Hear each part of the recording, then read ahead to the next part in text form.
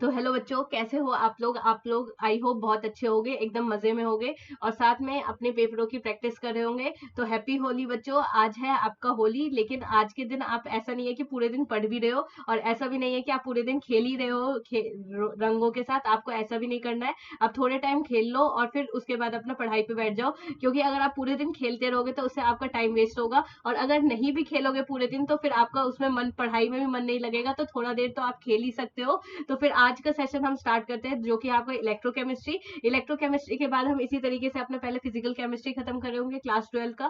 फिर इसके बाद में आपको, जैसे कि मैंने आपको शेड्यूल शो करा था, कि इसके बाद में होगा जो आपको इनऑर्गेनिक केमिस्ट्री है। इनऑर्गेनिक केमिस्ट्री का जो सेशन होगा वो कहीं ना कहीं मैं लेके आऊंगी। और इनऑर्गेनिक केमिस्ट्री में जो सबसे टफेस्ट यूनिट है, that is your P block और डी ब्लॉक। ये दोनों सेशन जो होगा वो मैं आपको इतने अच्छे से समझा दूंगी कि आपका जो कॉन्सेप्ट होगा वो वहीं पे बन जाएगा। तो आज वाला जो सेशन है वो इलेक्ट्रोकेमिकल सीरीज का सेशन है। और इलेक्ट्रोकेमिकल सीरीज का सेशन मतलब इस तरीके से मैंने डिजाइन करा है। ये कम से कम मैं जो 43 वाले पेजेस लाई हूँ, इसमें एक तो आपके सारे कंसेप्ट कवर है और एनसीईआरटी से आपका ज्यादा से ज्यादा जितना कंटेंट हो सकता था वो सारा कंटेंट इसमें है। और साथ में क्वेश्चन प्रैक्टिस भी है। तो आप जो ये वाला है, ये वाला पीडीएफ तो मैं अपने चैनल पे अपलोड कर देती हूँ उसकी के डिस्क्रिप्शन में, तो आप वहां से जाकर के पीडीएफ डाउनलोड कर सकते हो। और अगर आपको मेरा चैनल बहुत अच्छा लग रहा है बच्चों, तो ढेर सारा सब्सक्राइब करो, ताकि मेरे को भी मोटिवेशन मिलते रहे कि हाँ, जो मेरे साइड, मतलब इस साइड से अगर मैं इनपुट दे रही हूँ तो उस साइड से बच्चे जो है वो उसका आउटपुट ले रहे हैं। तो फिर स्टार्ट करते हैं आज का सेशन। तो देखो, इलेक्ट्रोकेमिस्ट्री जो होता है, वैसे इलेक्ट्रोकेमिस्ट्री की हमने NCERT line by line series भी आपको प्रोवाइड करवाई है और उसका भी रिस्पॉन्स आप लोगों से अच्छा मिला। अब मेरे को आपसे और ज्यादा अच्छा रिस्पॉन्स चाहिए इस वाले सेशन के अंदर, ताकि ये वाला सेशन जो है वो और भी ज्यादा अच्छे हो सके। और हो सकता है अगर आप लोगों का रिस्पॉन्स अच्छा रहा तो मैं बाद में आपका एक बहुत लंबा सा सेशन लूंगी, जिसमें हम पूरी की पूरी केमिस्ट्री का या फिर पूरी की पूरी फिजिक्स का ही सेशन ले रहे होंगे। तो आप ये करके भी कमेंट बता सकते हो। और अगर आपको कोई भी दिक्कत होती है, कोई भी इशू होता है पढ़ाई से रिलेटेड, या भी कोई सा भी डाउट आता है, तो आप कमेंट में भी पूछ सकते हो। उसमें कोई दिक्कत वाली बात नहीं है, एकदम आप फ्री टू आस्क रहो कि मतलब जो भी डाउट है वो आप मेरे से पूछ सकते हो, ठीक है। फिर उन्होंने बोला, देखो अब इलेक्ट्रोकेमिस्ट्री जो है वो कहीं ना कहीं बेस्ड है। इलेक्ट्रो का मतलब क्या होगा, इलेक्ट्रिसिटी, यानी जब इलेक्ट्रिसिटी को हम केमिस्ट्री के साथ कंबाइन करते हैं तो हमारा क्या बन जाएगा, दैट इज इलेक्ट्रोकेमिस्ट्री। इलेक्ट्रोकेमिस्ट्री के केस में हम बहुत सारी चीजें पढ़ेंगे कि मतलब किस तरीके से हम केमिकल की मदद से इलेक्ट्रिसिटी जनरेट करते हैं। तो वही हो जाती है हमारी इलेक्ट्रोकेमिस्ट्री। तो इलेक्ट्रोकेमिकल चैप्टर और गैल्वेनिक सेल और वोल्टिक सेल, ये सब तीनों जो है उनके नाम अलग अलग है, लेकिन ये एक तरीके से सेम ही है। अगर मैं यहाँ पे डेनियल सेल लिख देती तो डेनियल सेल भी सेम ही है। अभी हम बेसिक लेवल पे पढ़ते हैं क्लास 12 में, तो हम एज इन सारे सेल को जो होता है वो कहीं ना कहीं सेम ही मानते हैं। लेकिन अगर आप जब डिटेल में इसको पढ़ रहे होगे तब आपको पता चलेगा कि ये किस तरीके से एक दूसरे से डिफरेंट है, किस तरीके से इनके फीचर्स जो है वो अलग है। तो ये कहते हैं कि जो इलेक्ट्रोकेमिकल हो जाते हैं वो ऐसे डिवाइस है जो कि कन्वर्ट कर देते हैं केमिकल एनर्जी को किसके अंदर, इलेक्ट्रिकल एनर्जी के अंदर। अब देखो, इलेक्ट्रोलाइटिक सेल जो होता है वो कहीं ना कहीं एक हिस्सा है किसका, आपके डेनियल सेल का। आप देखो, फ्लो ऑफ इलेक्ट्रॉन, ये चीज जो है वो इंपॉर्टेंट है, क्योंकि ये देखो, ये क्वेश्चन तो वैसे नहीं पूछा जाएगा ये जो क्वेश्चन है, लेकिन जब आप इसका सर्किट डिजाइन करते हो, या फिर जब मैं वो ट्रांसफर वाला भी बात करती हूँ कि किस रॉड पे कौन सा चार्ज आएगा, किस रॉड पे कौन सा चार्ज नहीं जाएगा, इस केस में आपका ये वाला कंसेप्ट बहुत काम आने वाला है। That is flow of electron, that is anode from cathode. यानी कि यहाँ पे जो फ्लो हो रहा है वो आपका जो इलेक्ट्रॉन का है वो कहीं ना कहीं फ्लो कहाँ से हो रहा होगा, आपके एनोड से कहाँ की तरफ हो रहा होगा, कैथोड की तरफ। और फ्लो ऑफ करंट जो होता है वो हमेशा अपोजिट डायरेक्शन में होता है। इसका सर्किट, जो 3 तरीके के सर्किट हमने एनसीईआरटी में पढ़े थे, वो भी मैंने आपको अच्छे से डिफाइन करवाए थे कि कम करूं मैं पोटेंशियल तब क्या चेंज आएगा, इज इक्वल टू पोटेंशियल रखूं तब क्या चेंज आएगा, और अगर ग्रेटर देन पोटेंशियल रखूं तो क्या चेंज आएगा। मतलब इतने सारे चेंजेस के साथ मैं किस तरीके से डील कर रही हूँ, ये सब मैंने बहुत अच्छे से आपको वहां पे एनसीईआरटी की लाइन बाय लाइन सीरीज को समझाते हुए बताया था। अब देखो, इलेक्ट्रोलाइटिक सेल हमने क्या करा, नॉर्मली हमारा जो ये था, ये दो मतलब वेसल्स ले लिया हमने, या फिर दो जो भी है आप ब्रेकर कहते हो, बीकर कहते हो, तो बीकर ले लिया। अब इसमें हमने क्या करा कि आपकी जो रॉड थी, एक साइड जिंक की रॉड डाल दी, एक साइड कॉपर की रॉड डाल दी। अब इसको कनेक्ट कर दिया। कनेक्ट करने के बाद आप जो ये रेड रेड से देख रहे हो उसको हम क्या कह देते हैं, आपको सॉल्ट ब्रिज कह देते हैं। तो ये चीज होगी वो आपकी सॉल्ट ब्रिज होगी। अभी हम सॉल्ट ब्रिज के जितने फीचर्स होते हैं वो भी देखेंगे आगे, क्योंकि ये जो होता है वो एमसीक्यू क्वेश्चन में आपके कॉम्पिटेटिव एग्जाम में कहीं ना कहीं पूछ लिया जाता है। तो ये हमारा जिंक रॉड है, ये हमारा कॉपर रॉड है। और डायरेक्शन ऑफ इलेक्ट्रॉन और करंट का तो मैंने आपको पहले बता दिया। अब हाफ रिएक्शन, एक साइड एनोड पे क्या होगा, आपका रिडक्शन होगा, और साथ में आपका कैथोड पे क्या हो रहा होगा, ऑक्सीडेशन हो रहा होगा। अब नॉर्मली क्या होता है कि नॉर्मली देखो, देखो ये जिंक है, तो जिंक जो होता है वो अपना मतलब इस पे ट्रेवल कर रहा होता है, इस पे ट्रेवल करेगा और साथ में जब ये इस पे ट्रेवल कर रहा होता है और मतलब जितने भी अपने इलेक्ट्रॉन होते हैं वो अपने ही सॉल्यूशन में छोड़ता जाता है और खुद वो आगे बढ़ता जाता है। और यहाँ पे जो कॉपर होता है वो इसको जो भी इलेक्ट्रॉन मिलते जा रहे हैं, क्योंकि ये तो डेफिशिएंट है, इसको जितने इलेक्ट्रॉन मिलेंगे जिंक से ये लेता जाएगा लेता जाएगा लेता जाएगा। तो इस तरीके से ये फिर अपनी कॉपर वाली रॉड पे जो होता है वो कहीं ना कहीं डिपोजिशन कर देता है। ये पहले एकदम थिन सा होता है और फिर बाद में डिपोजिशन कर करके एकदम मोटा सा हो सकता है। ये वाला जो मतलब ये वाला जो सिस्टम है उसको मैं अपोजिट भी कर सकती हूँ, ऐसे भी कर सकती हूँ कि जिंक रॉड ही मेरा कोट हो रहा है और कॉपर रॉड जो है वो कहीं ना कहीं थिन हो रहा है। किस केस में मैं ऐसा करूंगी, जब मेरा पोटेंशियल डिफरेंस जितना मैंने दिया है उससे भी ज्यादा अगर पोटेंशियल डिफरेंस ये कहीं ना कहीं मैं इसको प्रोवाइड कर रही हूँ, जितना इनको इसको चाहिए उससे ज्यादा पोटेंशियल डिफरेंस दे रही हूँ, तब ये इस केस में ये कहीं ना कहीं अपोजिट होगा।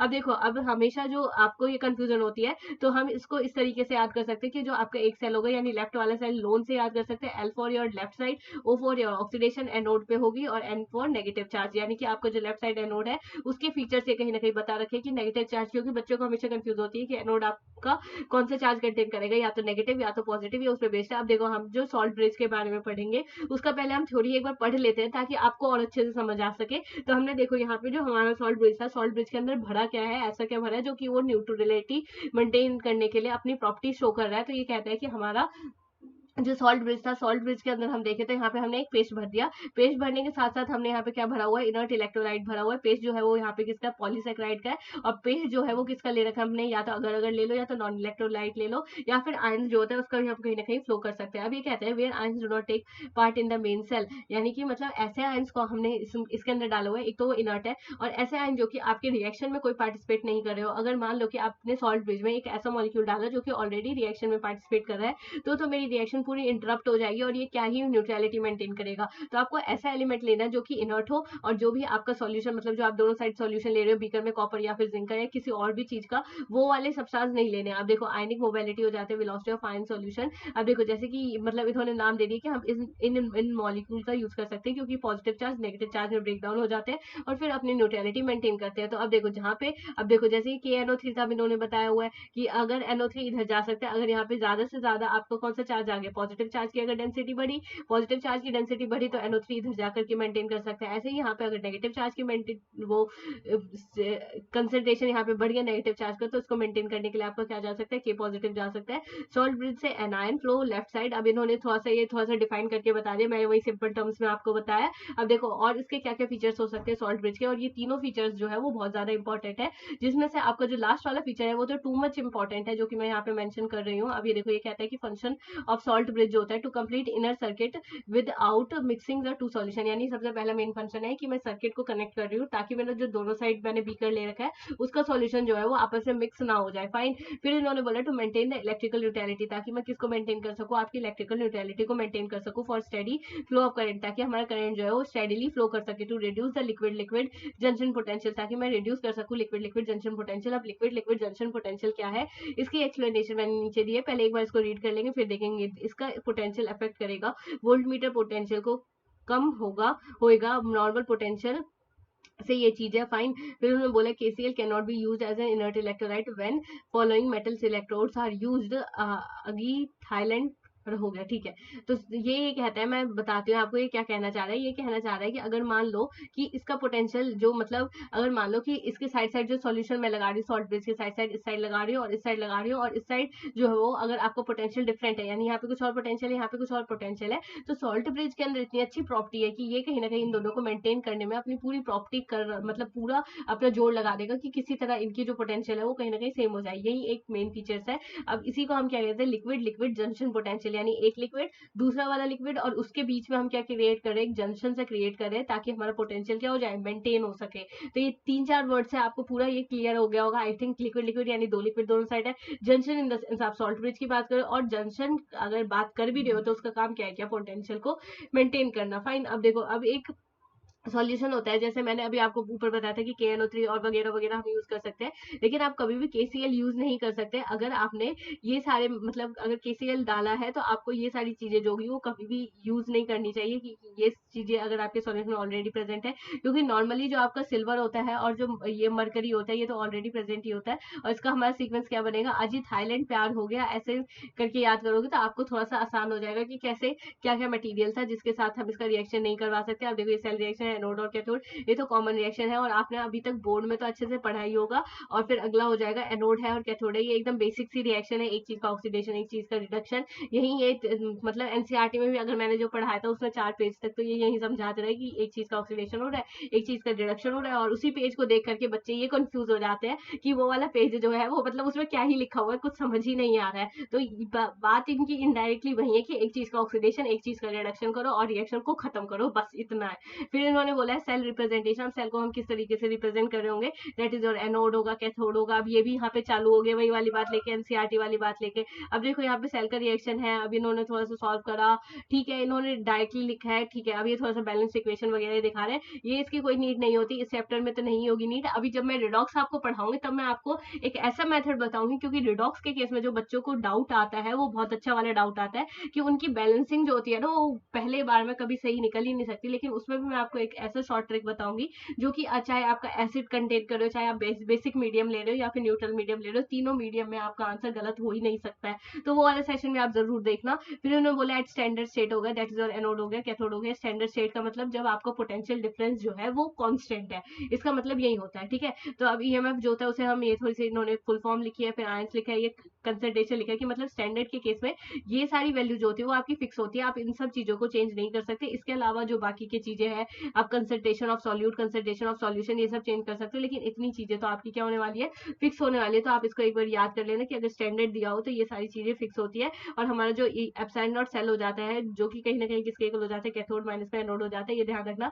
ई नॉट जो है वो कहीं ना कहीं आपके स्टैंडर्ड की कंडीशन को ही बता रहा है, लेकिन अगर मैं ई नॉट में से नॉट हटा दूं तो ये आपका जो नॉर्मली जो आपका पोटेंशियल डिफरेंस होता है वो वाला बन जाएगा, लेकिन अगर नॉट लगाया तो वो कहीं ना कहीं स्टैंडर्ड को ही शो कर रहा है। देखो यहाँ पे लिखा भी हुआ है कि स्टैंडर्ड स्टेट को शो करता है, और स्टैंडर्ड स्टेट में जो आपको वोल्टेज होता है वो भी फिक्स होता है 1.1 वोल्ट फॉर डेनियल सेल। अब इन्होंने बोला अब आ गई हमारी शी, अब ऊपर ही से तो हम खत्म हो गए, अब बुलाते हैं अब अपनी शी को। तो शी जो है वो हमारा कोई नहीं है, वो स्टैंडर्ड हाइड्रोजन इलेक्ट्रोड। अब हाइड्रोजन का नेचर देखो, एक पूरे केमिस्ट्री के अंदर 11th में इसका नेचर कुछ था, 12th में आया तो इसका नेचर कुछ हो गया। अब देखो 12th में आते आते ये शी बन गई, और 11th में हमने पढ़ा था कि ना तो हाइड्रोजन को जगह मिली एस ब्लॉक के अंदर, ना पी ब्लॉक के अंदर जगह मिली, और ना ही डी ब्लॉक के अंदर जगह मिली। तो हाइड्रोजन एक अपने में ही कितना अच्छा एलिमेंट है कि इसका कोई जगह ही नहीं है इस दुनिया के अंदर, मतलब कहीं भी डाल दो, जहां मन कर रहा है वहीं पे डाल दो इस हाइड्रोजन को। जबकि है ये इतना छोटा सा एलिमेंट, इतना छोटा सा एलिमेंट है कि ये आसानी से कहीं भी आ सकता है, लेकिन फिर भी कोई रखने के लिए इसको तैयार ही नहीं है। बताओ कितनी बड़ी इसके साथ मतलब नाइंसाफी हो गई कि इसकी तो कोई जगह ही नहीं है। फिर उन्होंने बोला स्टैंडर्ड इलेक्ट्रोड पोटेंशियल हो जाएगा of SHE is taken to be 0 according to IUPAC. ये कहता है कि हाइड्रोजन जो है उसका जो स्टैंडर्ड इलेक्ट्रोड पोटेंशियल है वो किसके इक्वल रखती हूँ मैं, 0 के इक्वल रखती हूँ। यहाँ पे हाइड्रोजन गैस हो जाएगा, it standard state solid absorbent हो जाएगा पोटेंशियल। यहाँ पे प्लेटिनम का फॉइल है, सरफेस जो है वो उसका अच्छा माना जाता है किसके लिए, गैसेस वाली रिएक्शन के लिए। फाइन। अब इन्होंने बोला है, देखो अलग अलग केसेस ले रहे हैं जिसमें ये एक तरह मतलब आई थिंक इसमें ये लिखा होगा कि एक में वो एनोड पे भी काम कर सकता है, ये कैथोड पे भी काम कर सकता है। अब हाइड्रोजन में इतना अच्छा फीचर है, जबकि ये हाइड्रोजन एक अच्छा एलिमेंट है, ये बताओ एनोड की तरह भी आपके लिए काम कर देगा, कैथोड की तरह भी काम कर देगा, जहाँ पे न्यूट्रलिटी मेंटेन करनी होगी वो भी मेंटेन कर देगा। फिर भी इसको कोई रखने के लिए तैयार नहीं है। तो आप ऐसा मतलब मत समझना कि आप इस दुनिया में अकेले हो, कि जो आपको मतलब कोई वो करने के लिए नहीं है, आपके साथ हाइड्रोजन भी है जिसकी कोई वैल्यू नहीं है। तो आप इस दुनिया में ऐसे मत समझो कि बिल्कुल अकेले हो, कि आप का कोई है ही नहीं, आपके साथ हाइड्रोजन भाई तो है ही। तो हाइड्रोजन भाई को साथ रखो और फिर अपने आगे कंसेप्ट की तरफ हम बढ़ते हैं। अब ये कहते हैं कि SHE act as an anode, अगर शी जो है वो हमारा एक्ट करता है किसकी तरह, एनोड करता है, तो एनोड का काम क्या होता है आपका, एनोड का काम होता है ऑक्सीडेशन करना। तो इसने ऑक्सीडेशन कर दिया, 0 से कहां पे गया, पॉजिटिव पे जाएगा। और ऐसे ही कैथोड का काम क्या होता है, रिडक्शन करना। फिर आगे मूव करेंगे, आगे वाले कंसेप्ट तो बेसिक्स है, ये कंसेप्ट तो नॉर्मली आप अगर स्किप भी करो तब भी कोई दिक्कत वाली बात नहीं है, मैं तो ऐसा कहूंगी। फिर उन्होंने जिंक बोला है, तो दैट इज और कैथोड माइनस में एनोड हो जाएगा, एनोड माइनस में कैथोड हो जाएगा। कैथोड का पोटेंशियल 0 दे रखा है। अब ये वही आईयूपीएसी वगैरह पे बेस्ड है, कॉपर वाले पे बेस्ड है। ये आई थिंक ये भी इन्होंने नॉर्मल डिफरेंस ले रखा है। ये सबसे ज्यादा इजी तो बच्चों को यही लगता है कि स्टैंडर्ड पोटेंशियल पे जो मेनली डिफरेंस निकाल रहे होते हैं, कैथोड माइनस में एनोड, ये वही वाली चीज है। फिर इन्होंने बोला फॉर गैल्वेनिक सेल, अभी गैल्वेनिक सेल में भी यही चीज ले रखा है कि किस तरीके से हमें डिफरेंस करना होता है, कि आपका कैथोड हो गया और माइनस में एनोड हो गया, और इसके हिसाब से आप करोगे तो आपका आंसर जो होगा वो भी कहीं ना कहीं निकल जाएगा। अब देखो एक दिक्कत होती है इसको निकालने में, वो चीज मैं आपको थोड़ा सा अच्छे से बता देती हूँ कि मान लो कि मेरे पास ऐसे ही मैं यहाँ पे क्या ले लेती हूँ, 3 इलेक्ट्रोड ले लेती हूँ, फाइन। अब जब मैंने यहाँ पे 3 इलेक्ट्रोड लिए तो मैं नॉर्मली क्या किस-किस की बात कर रही होती हूँ, एक तो कैटायन की बात कर रही होती हूँ और जो दूसरा है वो आपकी किसकी बात कर रही होती हूँ, एनायन की बात कर रही होती हूँ। तो कैटायन जो होता है, मान लो ये भी पॉजिटिव है, ये भी पॉजिटिव है, ये पॉजिटिव है और ये नेगेटिव है, ये भी नेगेटिव है, ये भी नेगेटिव है। तो अब आप एज़ अ कैथोड किसको मानोगे, एज़ एन एनोड किसको मानोगे? तो देखो पॉजिटिव वाली वैल्यू में से जो आपका कैटायन है और एनायन है, जिसकी वैल्यू बड़ी होगी वही आपका क्या बन जाएगा, कैथोड बन जाएगा। एक पॉजिटिव है, एक नेगेटिव है, तो जो आपका पॉजिटिव है उसको एज आप किसकी तरह मानोगे, कैथोड की तरह। इस केस में मैं इसको कैथोड मानूंगी। और जब दोनों ही नेगेटिव है तो उस केस में आप क्या करते हो कि नेगेटिव वाली मतलब जो नेगेटिव है उन दोनों को हटाओ। हटाने के बाद जो दो वैल्यू थी, अगर मान लो ये -70 है और ये -60 है, ठीक है, तो इस नेगेटिव को मैंने हटा दिया मैग्नीट्यूड से। अब मेरे पास मैग्नीट्यूड बचा 70, ये बचा 60। तो जिसका जितना ज्यादा मैग्नीट्यूड है वही आपका किसी तरह बिहेव कर रहा होगा, कैथोड की तरह बिहेव कर रहा होगा। मैं यही कहना चाह रही हूँ कि ये कैथोड की तरह बिहेव करेगा। पॉजिटिव पॉजिटिव में दिक्कत नहीं होती है। बच्चों को मेरी दिक्कत मैं बताऊं, देखो इन दोनों में तो कोई दिक्कत नहीं होगी। आपका जो केस 1 है उसमें भी आपको कोई दिक्कत नहीं होगी, केस 2 है उसमें भी कोई दिक्कत नहीं होगी। मेन दिक्कत जो होगी वो आपको इस वाले केस में होगी, केस 3 के अंदर, क्योंकि ये जब नेगेटिव पोटेंशियल देखते हैं तो फिर वो गलत कराते हैं, क्योंकि हमारा कंडीशन ही क्या कहते हैं कि कैथोड माइनस एनोड। और अगर आपने आपने कैथोड और एनोड में गलती कर दी तो हो सकता है कि आपका आंसर भी गलत आए। एक जो इंपॉर्टेंट कंसेप्ट था जहां आप मिस्टेक करते हो वो वाली चीज मैंने बता दी। अब आगे मूव करेंगे और बाकी सब तो आपके लिए आसान ही सा लगेगा।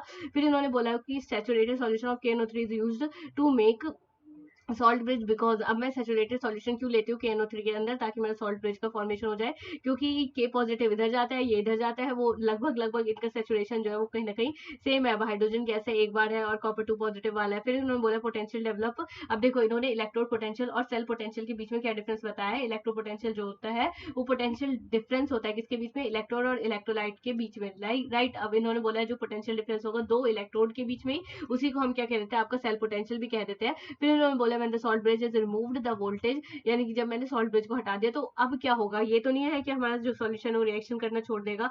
तो ये कहते हैं no current will flow and voltage drops to zero, मतलब धीरे धीरे, ये भी नहीं है कि एकदम बहुत तेजी से आपके अंदर चेंज आने लगेगा, ऐसा नहीं होगा। धीरे धीरे ही वो करंट जो होगा वो क्या करेगा, नो करंट विल फ्लो, कोई करंट नहीं फ्लो करेगा। और वोल्टेज जो होगा वो धीरे धीरे कितने से डिक्रीज हो जाएगा, 0 से डिक्रीज हो जाएगा। फिर इन्होंने बोला an electrochemical cells stops working after some time, because electrochemical cells ऐसा क्यों होता है कि थोड़ी देर के बाद काम करना बंद कर जाता है। क्यों होता है ऐसा, इसलिए होता है क्योंकि electrode potential of both the electrode becomes equal. यानी कि मतलब देखो एक टाइम ऐसा आएगा कि जब हमने सॉल्ट ब्रिज लगाया था तो सॉल्ट ब्रिज का काम क्या था, मेंटेन करना न्यूट्रलिटी। और अगर वो सक्सेस हो जाता है अपनी न्यूट्रलिटी को मेंटेन करने के लिए, तो जब दोनों साइड न्यूट्रलिटी है, इक्विलिब्रियम अटेन कर लिया उन्होंने, तो फिर वो अपने आयंस का फ्लो नहीं करेंगे। और आयंस को फ्लो नहीं करेंगे तो धीरे धीरे आपका जो इलेक्ट्रोकेमिकल सेल है वो रुक सा जाएगा और आगे का रिएक्शन नहीं शो कर रहा होगा। अब आए हम अपने इलेक्ट्रोकेमिकल सीरीज में। देखो मैं टू बी वेरी ऑनेस्ट अगर मैं बताऊं तो ये वाली सीरीज जो है वो मेरे को कभी याद नहीं हुई, आज तक याद नहीं हुई, जबकि मैंने इसमें पूरा मतलब ये सीक्वेंस लिखा हुआ है, अच्छे से सीक्वेंस लिखा हुआ है, तब भी नहीं याद हुई। मेरे को जो याद हुई है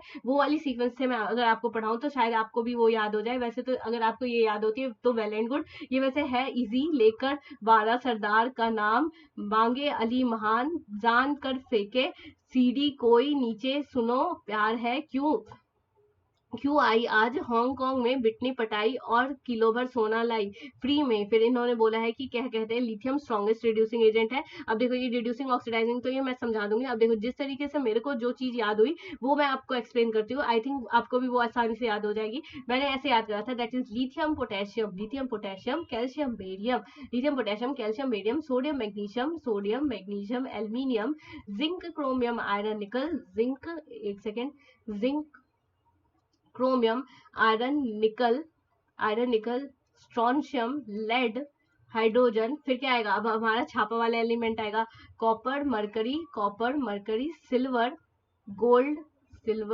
one second, gold and last is your platinum, right. अब इस तरीके से आप याद करोगे, अगर आप इस वाली सीक्वेंस को बार बार याद करोगे तो उतने में याद हो जाएगी। और जो ये सीक्वेंस मैंने आपको बताया, नॉर्मली ये भी इसी एलिमेंट के बारे में पूछे तो आपका ये भी नहीं होगा कि कोई सा एलिमेंट स्किप हो जाएगा। लेकिन अगर आप ये जो मैंने पीछे वाला लिखा है इस हिसाब से अगर पूरा याद कर लेते हो तब तो आपका एक सिंगल एलिमेंट भी स्किप नहीं होगा, क्योंकि ये पूरा एनसीईआरटी वाला है। लेकिन जो मैंने ये लिखा हुआ है वो सारे इंपॉर्टेंट वाले एलिमेंट है। अब ये होता है कि हमारा जो लिथियम होता है वो क्या आपका स्ट्रॉन्ग रिड्यूसिंग एजेंट है। इसका मतलब क्या हो गया कि इसके अंदर जो होता है वो ऑक्सीडेशन जो होता है वो अच्छे तरीके से होगा। और जो आपका फ्लोरीन है वो क्या है, स्ट्रॉन्ग ऑक्सीडाइजिंग एजेंट है, तो इसके अंदर आपका जो रिडक्शन होगा वो क्या होगा, एकदम अच्छे तरीके से होगा। इस तरीके से हम कह सकते हैं। फिर उन्होंने बोला रिड्यूसिंग एजेंट हो जाएगा, और इस साइड क्या लिखा हुआ है, ऑक्सीडाइज एट सेल, और इधर लिखा है ऑक्सीडाइजिंग एजेंट जो होता है वो कहीं ना कहीं रिड्यूस हो जाता है। अब देखो स्ट्रॉन्गेस्ट रिड्यूसिंग एजेंट के हिसाब से आप याद करोगे तो ऑक्सीडेशन मतलब ये होता है कि लिथियम जो होता है वो बहुत ही ज्यादा टेंडेंसी है उसके अंदर नेगेटिव रखने की, और फ्लोरीन के अंदर टेंडेंसी है कि उसकी वैल्यू जो होगी वो ज्यादा से ज्यादा क्या हो सकती है, पॉजिटिव हो सकती है। अगर हम इसमें भी देखें तो हमारा लिथियम जो है वो सबसे ज्यादा नेगेटिव होगा, यानी ये अच्छे से ऑक्सीडेशन कर सकता है, इसके अंदर है टेंडेंसी ऑक्सीडेशन करने की। लेकिन हम डाउन जैसे ही मूव करेंगे और नीचे जाके मतलब नीचे जाएंगे तो हमारा जो होता है वो कहीं ना कहीं क्या चीज, मतलब नीचे जाने पर रिडक्शन वाला करेक्टर बढ़ता है, रिडक्शन वाला करेक्टर बढ़ेगा तो नीचे जाने पर रिड्यूसिंग एजेंट वाला करेक्टर जो होगा वो कहीं ना कहीं क्या हो जाएगा, अपने आप एनहेंस हो जाएगा। और यही चीज हम देख सकते हैं। फिर इन्होंने बोला फाइनली अब हम आगे बढ़ते हैं। हम आगे कैसे बढ़ते हैं, अब देखो यहाँ पे हमारा टॉप टू बॉटम है, जस्ट वेट, देखो यहाँ पे हमारा जो यहाँ पे ये चीज दे रखी है कि हमारा एक सेकेंड, जैसे कि यहाँ पे टॉप टू बॉटम दे रखा है और यहाँ पे एप्सिलॉन आर दे रखा है, जो कि कहीं ना कहीं क्या हो रहा है, इंक्रीज हो रहा है। उस हिसाब से भी हम देख सकते हैं कि मतलब किस तरीके से हम इस वाले क्वेश्चन को सॉल्व कर रहे होंगे, वो चीज है, वो इंपॉर्टेंट चीज है। अब देखो यहाँ पे टॉप टू बॉटम, अब इन्होंने जैसे जैसे चेंज मैंने बताया था ऊपर में डायग्राम के हिसाब से, वही चीज अब इन्होंने थ्योरी में लिख दिया, तो आप एक बार इसको पढ़ लेना। नीचे जाने पर टॉप टू बॉटम जाने पर जो रिड्यूसिंग पावर जो होती है वो कहीं ना कहीं डिक्रीज हो जाती है, और ऑक्सीडाइजिंग पावर जो होती है वो कहीं ना कहीं क्या हो जाती है, आपकी इंक्रीज हो जाती है। फिर इन्होंने बोला रिएक्टिविटी हो जाएगा, टॉप टू बॉटम हो जाएगा, रिएक्टिविटी जो होती है वो कहीं ना कहीं क्या हो जाएगी, डिक्रीज हो जाएगी। अब देखो यहाँ पे इन्होंने बोला है कि ऑक्सीडाइजिंग पावर नीचे जाने पर क्या हो जाती है, इंक्रीज हो जाती है। और जब ऑक्सीडाइजिंग पावर मतलब ऊपर वाला जो है वो तो रिड्यूसिंग एजेंट है, लेकिन नीचे जाने पर जो होगा वो आपका ऑक्सीडाइजिंग पावर जो होगा वो कहीं ना कहीं इंक्रीज हो जाएगा। अब ये वाला जो पॉइंट है वो मैंने जानबूझ के यहाँ पे गलत करा था, ताकि मैं आपको रिडक्शन और ऑक्सीडेशन में फर्क बता सकूं। अब देखो जैसे नीचे गई मैं तो मेरा रिड्यूसिंग करेक्टर, अब देखो ऑक्सीडाइजिंग पावर इन्होंने क्या बोला था यहाँ पे कि नीचे जाने पर ऑक्सीडाइजिंग पावर क्या हो जाएगी, इंक्रीज हो जाएगी। यानी नीचे जाने पर ये ऑक्सीडाइजिंग पावर जो होती है वो कहीं ना कहीं क्या हो जाती है, इंक्रीज हो जाती है एज कम्पेयर टू ऊपर, क्योंकि नीचे वाली वैल्यू जो है वो ज्यादा से ज्यादा आपको क्या दे रखी है, पॉजिटिव दे रखी है। और पॉजिटिव दे रखी है तो इसके पास नीचे वाले के पास टेंडेंसी है कि वो क्या शो करेगा, आपका रिडक्शन शो करेगा। तो ऐसे करके हम कर सकते हैं। फिर उन्होंने बोला हुआ एप्लीकेशन ऑफ इलेक्ट्रोकेमिकल सीटीज हो जाएगा, तो रिड्यूसिंग पावर ये तो बता दी, रिएक्टिविटी भी मैंने आपको बता दी। अब ये है कि अब एक आएगा मेटल डिस्प्लेसमेंट रिएक्शन या फिर नॉन मेटल डिस्प्लेसमेंट रिएक्शन। जब एक मेटल दूसरे मेटल को धक्के मार के भगाता है कि चल निकल यहाँ से, तो फिर अगर ऐसे कहते हैं तो उसे हम कह देते हैं मेटल डिस्प्लेसमेंट। और जब एक नॉन मेटल जो होता है वो भगाता है तो फिर हम उसे क्या कहेंगे, फिर उसे नॉन मेटल डिस्प्लेसमेंट कह देंगे। और डिस्प्लेसमेंट रिएक्शन तो आपने पढ़ा ही होगा 9th क्लास में। फिर उन्होंने बोला अपर वाला नीचे वाले को डिस्प्लेस कर देता है, जो जितना ज्यादा ऊपर है वो हमेशा नीचे वाले को डिस्प्लेस करेगा, यही हमारी कंडीशन है। अब ये कहते हैं metal which is above in, अब ये वाली लाइन भी वही लिखी होगी। अब ये जैसे जिंक है, जिंक जो होगा वो कॉपर सल्फेट को कर देगा, क्योंकि जिंक जो होता है वो ऊपर लाई करता है और जो कॉपर सल्फेट है वो नीचे लाई करता है। लेकिन कॉपर सल्फेट जो होता है वो जिंक को नहीं कर पाएगा, क्योंकि ये नीचे लाई करता है और वो जो जिंक है वो कहीं ना कहीं आपका ऊपर लाई करता है। अब इन्होंने बोला है non metal displacement reaction, non metal के केस में अपोजिट होता है। हम हमेशा यही समझते आए, यही सोचते आए कि जो ऊपर वाले लोग होंगे वो नीचे वाले को डिस्प्लेस कर देंगे, लेकिन व्हाट अबाउट जब नीचे वाले लोग जो होंगे वो ऊपर वाले को डिस्प्लेस करेंगे। अगर ये वाली कंडीशन हम फॉलो करते हैं तो उसी को हम क्या कहते हैं, that is a non metal displacement reaction.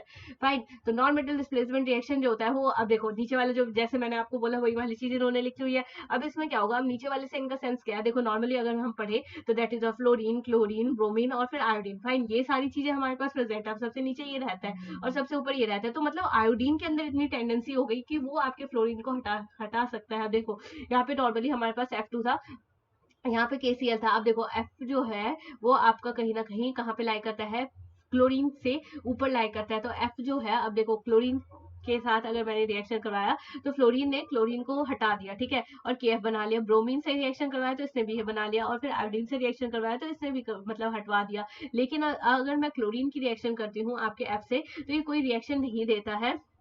फिर अगला है ब्रोमीन से करती हूँ तो दे देता है, और आयोडीन से करती हूँ तो नहीं देता है। तो इसका मतलब ये हुआ कि आपका फ्लोरीन जो है उसके पास टेंडेंसी है कि वो सबको डिस्प्लेस कर दे। लेकिन अब देखो, अब आप इस सीरीज को जब याद करोगे नॉन डिस्प्लेसमेंट वाली, तो आप अपोजिट करके याद करना कि पहले आयोडीन को लेना, फिर ब्रोमीन को लेना, और फिर क्लोरीन को लेना, फिर फ्लोरीन को लेना। मैंने क्या कहा था, जो नीचे वाला एलिमेंट है वो सबको डिस्प्लेस कर देगा, यानी क्लोरीन को भी कर देगा, ब्रोमीन को भी कर देगा और आयोडीन को भी कर देगा। ऐसे ही है जो आपका क्लोरीन होगा वो अपने से ऊपर यानी ब्रोमीन और आयोडीन को कर देगा, और ब्रोमीन जो होगा वो फिर किसको कर रहा होगा, आयोडीन को कर रहा होगा। इसी तरीके से मैंने यहाँ पे रिएक्शन भी लिखी होगी। बस आप ये ध्यान रखना कि नॉन डिस्प्लेसमेंट रिएक्शन जब आप करवा रहे हो तो इस सीरीज को बिल्कुल अपोजिट लिखोगे। जब अपोजिट लिखोगे तो आपका आंसर आ जाएगा। अब इन्होंने बोला थर्मल स्टेबिलिटी, जो ये वाले क्वेश्चन है मतलब ऑर्डर वाले क्वेश्चन है, ये तो एकदम फेवरेट क्वेश्चन है आपके कॉम्पिटेटिव एग्जाम का। अब उसमें वो वही करते हैं कि आपको 4 ऑप्शन दे देगा और 4 ऑप्शन में एकदम डिफरेंट डिफरेंट से ऑप्शन दे देंगे, तो आपको ये समझना जो है वो बहुत ज्यादा जरूरी है। तो अब इसमें मैं 1-2 एग्जाम्पल आपको करवाऊंगी और बाकी आप खुद करना, क्योंकि मेरे इस वाले मतलब नोट्स में बहुत सारे ऐसे एग्जाम्पल है जो कि PYQ से इंक्लूडेड है, तो आप उस चीज को खुद से ट्राई करोगे तो आपको ज्यादा अच्छा लगेगा। एक बार मैं आपको कंसेप्ट बता देती हूँ।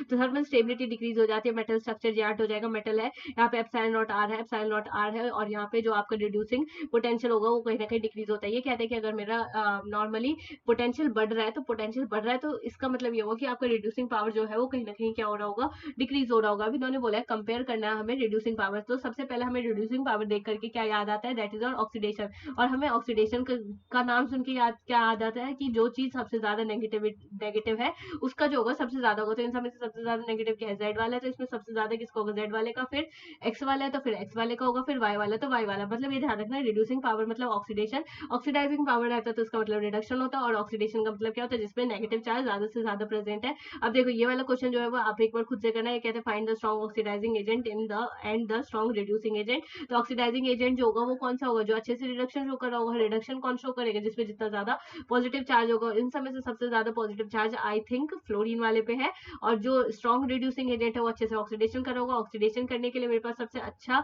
चार्ज, सबसे ज्यादा नेगेटिव चार्ज किसके पास है, तो नेगेटिव चार्ज तो आई थिंक किसी के पास नहीं है। तो पॉजिटिव में भी सबसे लेस किसके पास है, इसके पास है। तो इसलिए इसका आंसर क्या चला जाएगा, ये चला जाएगा। इन्होंने ये बोला हुआ है। अब देखो एक एक करके ये इसी तरीके से आपसे क्वेश्चन पूछेंगे और आपको कहीं ना कहीं सॉल्व करना होगा। तो ये क्वेश्चन जो है, ये कंसेप्ट जो है वो थोड़ा सा इजी हो जाएगा, आपके लिए मुश्किल नहीं पड़ेगा। अब इन्होंने बोला कि इन सब में से कौन सी ऐसा स्टेटमेंट है जो कि करेक्ट हो जाएगा। ईएमएफ हो जाएगा ऑक्सीडेशन पोटेंशियल ऑफ एनोड। अब ईएमएफ जो होता है नॉर्मली क्या हो जाता है, ऑक्सीडेशन पोटेंशियल जो एनोड का है और साथ में जो आपका कैथोड है, दोनों को आपको ऐड करना होता है। और ईएमएफ जो होता है ऑक्सीडेशन पोटेंशियल ऑफ एनोड हो जाएगा माइनस में ऑक्सीडेशन पोटेंशियल ऑफ कैथोड हो जाएगा। देखो नर्स्ट इक्वेशन से तो आप बहुत अच्छे से वो हो गए, मतलब फेमिलियर हो गए। और ये नर्स्ट इक्वेशन जो है वो आपके एग्जाम में भी आई थी, और जब मैंने आपको याद है जिन बच्चों ने मेरी एनसीईआरटी सीरीज देखी होगी और उस वक्त इलेक्ट्रोकेमिकल वाले की ही, तो उन दोनों सीरीज में मैंने आपको बहुत अच्छे से कहा था कि नर्स्ट इक्वेशन में से लिखवा के ले लो कि इसका बोर्ड में एक ना एक क्वेश्चन जरूर आएगा, और यही हुआ और आया भी। और वो आई थिंक 4 या 5 नंबर का आया था, इसी साल बोर्ड में आया था। तो अब देख लो कि मेरी मतलब मैंने जैसे सोचा था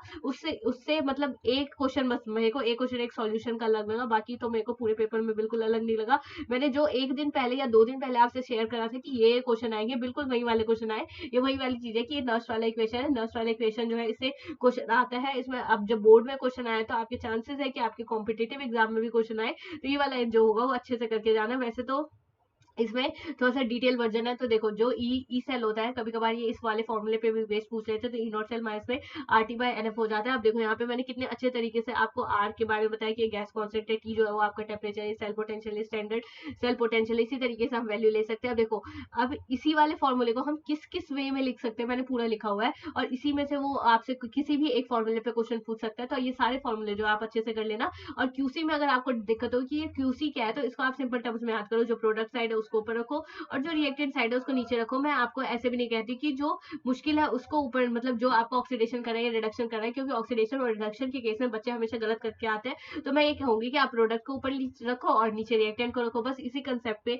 ये 3-4 फॉर्मूला बेस्ड है। तो आप एक बार इसको अच्छे से याद कर लेना। ध्यान रखना कि ये जो फेराडे कॉन्स्टेंट है जो कि आपका 96500 दे रखा है, वो कहीं ना कहीं आपके किसके लिए डिफाइंड है, 1 मोल के लिए ये चीज जो होगी वो कहीं ना कहीं डिफाइंड होगी। और क्यू जो है वो आपका क्या हो जाएगा, रिएक्शन कॉन्स्टेंट दे रखा है। अब इन्होंने आई थिंक ये जो है वो आई थिंक नर्स्ट इक्वेशन पे ये क्वेश्चन करा हुआ है। तो एक बार नर्स्ट इक्वेशन वाला क्वेश्चन आप ट्राई कर लेना। वैसे तो फॉर्मूला यही वाला बेस्ड होगा जो कि मैंने आपसे कहा था। और नर्स्ट इक्वेशन का क्वेश्चन तो वैसे भी इजी होता है, थोड़ा सा लॉग वॉग लगाना और आंसर निकाल लेना। अगर आप मेरे से पूछो कि इन सब में से ऐसा कौन सा फॉर्मूला है जो कि मैं 100% हर जगह लगा सकती हूँ, तो वो आपका ये लास्ट वाला फॉर्मूला है। ये लास्ट वाला फॉर्मूला जो होगा वो आपका हर जगह एप्लीकेबल होगा इसमें, और आपको ज्यादा कैलकुलेशन भी नहीं करनी पड़ेगी। लेकिन जब आपका ये सारी वैल्यू, इन सब में से कोई सी वैल्यू पूछ ले, तो फिर आप ऊपर वाला ही फॉर्मूला लगाओगे तो आपके लिए बेटर होगा। फाइन, फिर इसके साथ आगे बढ़ेंगे। अब देखो इन्होंने नर्स्ट इक्वेशन के क्वेश्चन करवाए होंगे। फिर आप देखो यहाँ पे अब हम आ जाते हैं अपने नेक्स्ट टॉपिक की तरफ, दैट इज फिर से अभी अच्छा रिड्यूसिंग एजेंट और अच्छा ऑक्सीडेशन एजेंट आ गया।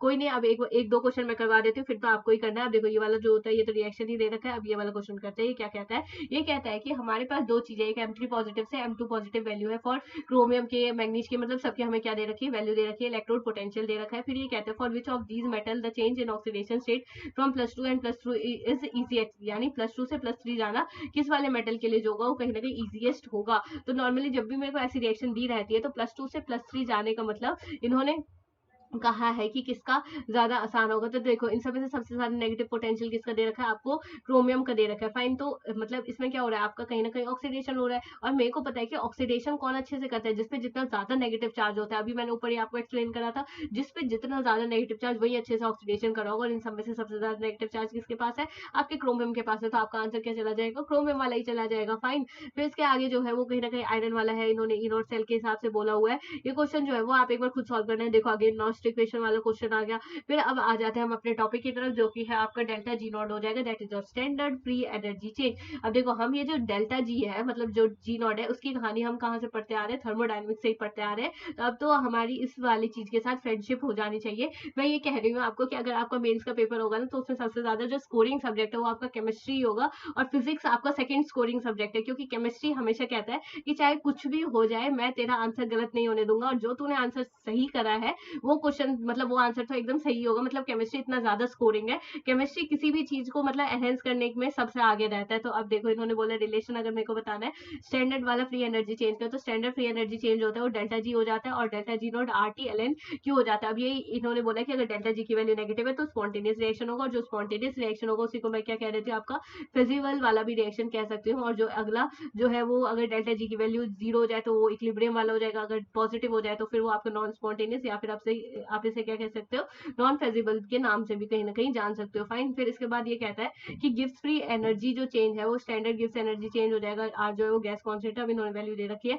ध्यान रखना है कि आपको हर टर्म्स की वैल्यू पता होनी चाहिए, कि अगर जूल मोल पर केल्विन में आपसे पूछा है तो उसमें आपको निकालना चाहिए, 2 कैलोरी में पूछा है तो उसमें निकालना आना चाहिए, और क्यू जो है वो कहीं ना कहीं होगा रिएक्शन कोएफिशिएंट। लेकिन मैं आपको ये शॉर्ट ही देती हूँ कि आर की वैल्यू इन दोनों में से ही कोई आपसे पूछेगा, इसके अलावा और कुछ नहीं पूछेगा। फिर इन्होंने बोले relation of delta G not with equilibrium constant, यानी डेल्टा जी नॉट जो है उसका रिलेशन बड़े वाले डेल्टा जी के साथ कैसा है। तो डेल्टा जी जो होता है, देखो ये वाला जो है वो फॉर्मूला बड़ा वाला है, लेकिन हम जो होता है मेनली ये वाला फॉर्मूला याद करते हैं। लेकिन इस वाले फॉर्मूले से कैसे डिराइव हो वो थोड़ा सा इजी है। देखो जब हमारा डेल्टा जी के अंदर चेंज ही 0 है, यानी इक्विलिब्रियम कंडीशन है, इक्विलिब्रियम कंडीशन है, तो आपका डेल्टा जी जो होगा किसके इक्वल हो जाएगा, -RT ln K के इक्वल हो जाएगा। फिर आप इसे सॉल्व करोगे तो आपका ये भी आंसर आ जाएगा। देखो अब ये वाला जो फॉर्मूला हम नॉर्मली पढ़ते आ रहे थे थर्मोडायनेमिक्स से, तो उसका डेरिवेशन भी हमारा 2 लाइन में खत्म हो गया, और हमें समझ भी आ गया कि ऐसा क्यों होता है। तो इससे ये तो पता चल गया कि ये वाली जो चीज है वो हम मेनली किसके लिए लगा रहे हैं, आपके इक्विलिब्रियम वाले कंडीशन के लिए लगा रहे हैं। फाइन, फिर उन्होंने बोला नो करंट फ्लो हो जाएगा, नो एक्सप्लेन हो जाएगा, वोल्टेज जो भी दे रखे इन्होंने। फिर इन्होंने बोला relation between inner cell and log KC, ये भी क्वेश्चन जो है वो इंपॉर्टेंट है कि इनर सेल और आपका जो लॉग के है उन दोनों के बीच जो है वो कौन सा रिलेशन है। अब इसका डायरेक्टली आप ये नीचे लास्ट वाला फॉर्मूला याद कर लो। हम नॉर्मली ऊपर से ही पढ़ते आए कि जो हमारा पोटेंशियल होता है उसको पोटेंशियल ले लो और 0.6/n लेना है, बस यहाँ पे क्या करना है, आपको लॉग करना है। ये फॉर्मूला जो होता है वो इजी है, और इस पे भी क्वेश्चन जो होता है कहीं ना कहीं पूछ लेते हैं। अब ये जो आपको याद करना था वो वाला मैंने एज अ शॉर्ट नोट भी आपको लिख दिया कि ताकि आप अच्छे से याद कर सको। ये स्पॉन्टेनियस नॉन स्पॉन्टेनियस की हम कहानी तो ऊपर से पढ़ते आ रहे हैं, तो ये भी आपको क्लियर हो गई होगी। अब ये कहीं ना कहीं वैल्यू पुट करवा रहे हैं, जो कि हमने ऊपर चीज पढ़ी थी वही है कि अब ये कहते हैं कि calculate delta G not maximum work and equation constant के हो जाएगा फॉर डेनियर सेल। तो ये सारी चीजें अब हमको क्या करनी पड़ेगी, कैलकुलेट करनी पड़ेगी। तो डेल्टा जी निकालने के लिए आपका अगर ई नॉट सेल आपको क्वेश्चन में दिया हुआ है, जो कि ये दे रखा है, तो ये लगाओगे तो डायरेक्टली डेल्टा जी नॉट निकल जाएगा। डेल्टा जी नॉट एक बार निकल गया, फिर आपका ई नॉट सेल दे रखा था, तो ई नॉट सेल की मदद से आप लॉग के की भी वैल्यू निकाल सकते हो। वैसे निकालने को आप डेल्टा जी नॉट की मदद से भी निकाल सकते हो, अब आपके ऊपर डिपेंड करता है कि आप कौन सा लो। वैसे तो ई नॉट सेल से भी निकालना ठीक ही रहता है, अगर आपको लॉग का कंसेप्ट थोड़ा सा क्लियर है। लॉग तो वैसे दोनों में लगेंगे, तो आप कहीं से भी निकालो, आपका आंसर लेकिन सेम ही आएगा अगर आपने सॉल्यूशन जो है वो ठीक से करा होगा। फिर उन्होंने बोला डेल्टा जी जो होता है वो additive quantity and EMF of cell is not an additive. अब देखो ये जो डेल्टा जी होता है वो एडिटिव नेचर का होता है, और जो आपके ईएमएफ सेल जो होता है वो कहीं ना कहीं कैसा होता है, नॉन एडिटिव इन नेचर होता है। अब मेरा क्वेश्चन ये है, ये एनसीईआरटी की लाइन है, और जब मैंने अपना सीरीज लिया था उसमें ये आपको अच्छे से समझाया था, that is your intensive and extensive property के बारे में, right. Intensive that is your independent upon mass, and extensive that is depend upon the mass. अभी ये मेरे को मेंशन करो कि आपका डेल्टा जी नॉट और ई नॉट सेल यानी स्टैंडर्ड इलेक्ट्रोड पोटेंशियल में से कौन सी क्वांटिटी जो है वो आपकी इंटेंसिव है, कौन सी क्वांटिटी जो है वो एक्सटेंसिव है। रीजन तो मैंने आपको अभी भी बता दिया, और उस वक्त भी बताया था जब मैंने आपको एनसीईआरटी पढ़ाया था बहुत अच्छे तरीके से। अब देखो यहाँ पे डेल्टा जी नॉट दे रखा है, यहाँ पे ई नॉट सेल दे रखा है, और के की वैल्यू दे रखी है। अब हमें पता है कि जो ई नॉट सेल होता है, ये देखो डेल्टा जी जो होता है वो किसके इक्वल हो जाता है, -/NF E naught cell. -/NF E naught cell होगा तो इसके हिसाब से आप देख सकते हो डेल्टा जी की वैल्यू मैंने क्या ले रखी है, यहाँ पे नेगेटिव ले रखी है। तो ये वाली नेगेटिव वैल्यू कब आएगी, जब आपकी ई की वैल्यू कैसे होने वाली, पॉजिटिव होने वाली रही है। और डेल्टा जी जो होता है वही अभी ऊपर पढ़ के आए थे, क्या हो जाता है, आरटी हो जाएगा लॉग केसी हो जाएगा, आरटी लॉग केसी हो जाएगा। अब इस वाले में भी जो आपकी के की वैल्यू जो पॉजिटिव होगी जब भी तो आपका डेल्टा जी कैसा बनने वाला है, नेगेटिव बनने वाला है। अब एक एक करके आप इसमें वैल्यू पुट करोगे तो आपको समझ आता जाएगा। अब देखो डेल्टा जी की वैल्यू अगर मैंने पॉजिटिव ले रखी है तो आपका ई नॉट सेल जो है, यानी कि अगर मेरे को डेल्टा जी को पॉजिटिव बनाना है तो ई को नेगेटिव कर दो तो ये आ जाएगा, ऐसे ही के को भी नेगेटिव कर दो तो ये आ जाएगा। फिर अगर डेल्टा जी की वैल्यू को ही मेरे को जीरो बनाना है तो ई को जीरो कर दो, या फिर के को जो है वो कहीं ना कहीं वन कर दोगे तो वहां से भी जो होगा वो आपका आंसर आ जाएगा कि आपका डेल्टा जी जो होता है वो जीरो जाएगा, क्योंकि लॉग वन जो होता है वो किसके इक्वल हो जाता है, जीरो के इक्वल हो जाता है। फिर इन्होंने बोला ई नॉट सेल अगर नेगेटिव है। अब ये वही वाला क्वेश्चन जो मैंने ऊपर आपके टेबल में बताया था वही चीज इन्होंने अच्छे से समझा दिया। अब देखो ई नॉट सेल जो होता है वो 0.598 kelvin the equilibrium constant for the cell is, इसके लिए जो इक्विलिब्रियम कांस्टेंट होगा यानी के की वैल्यू जो होगी वो कहीं ना कहीं कितनी होगी वो आपको कैलकुलेट करनी जो होगी वो कहीं ना कहीं आनी चाहिए। तो डेल्टा जी नॉट जो होता है वो किसके इक्वल हो जाता है, माइनस में आर टी एल एन के इक्वल हो जाएगा। और डेल्टा जी नॉट जो होता है माइनस में N F E naught cell के, मतलब इन दोनों फॉर्मूले की मदद से हम कहीं ना कहीं वैल्यू जो होता है वो आपकी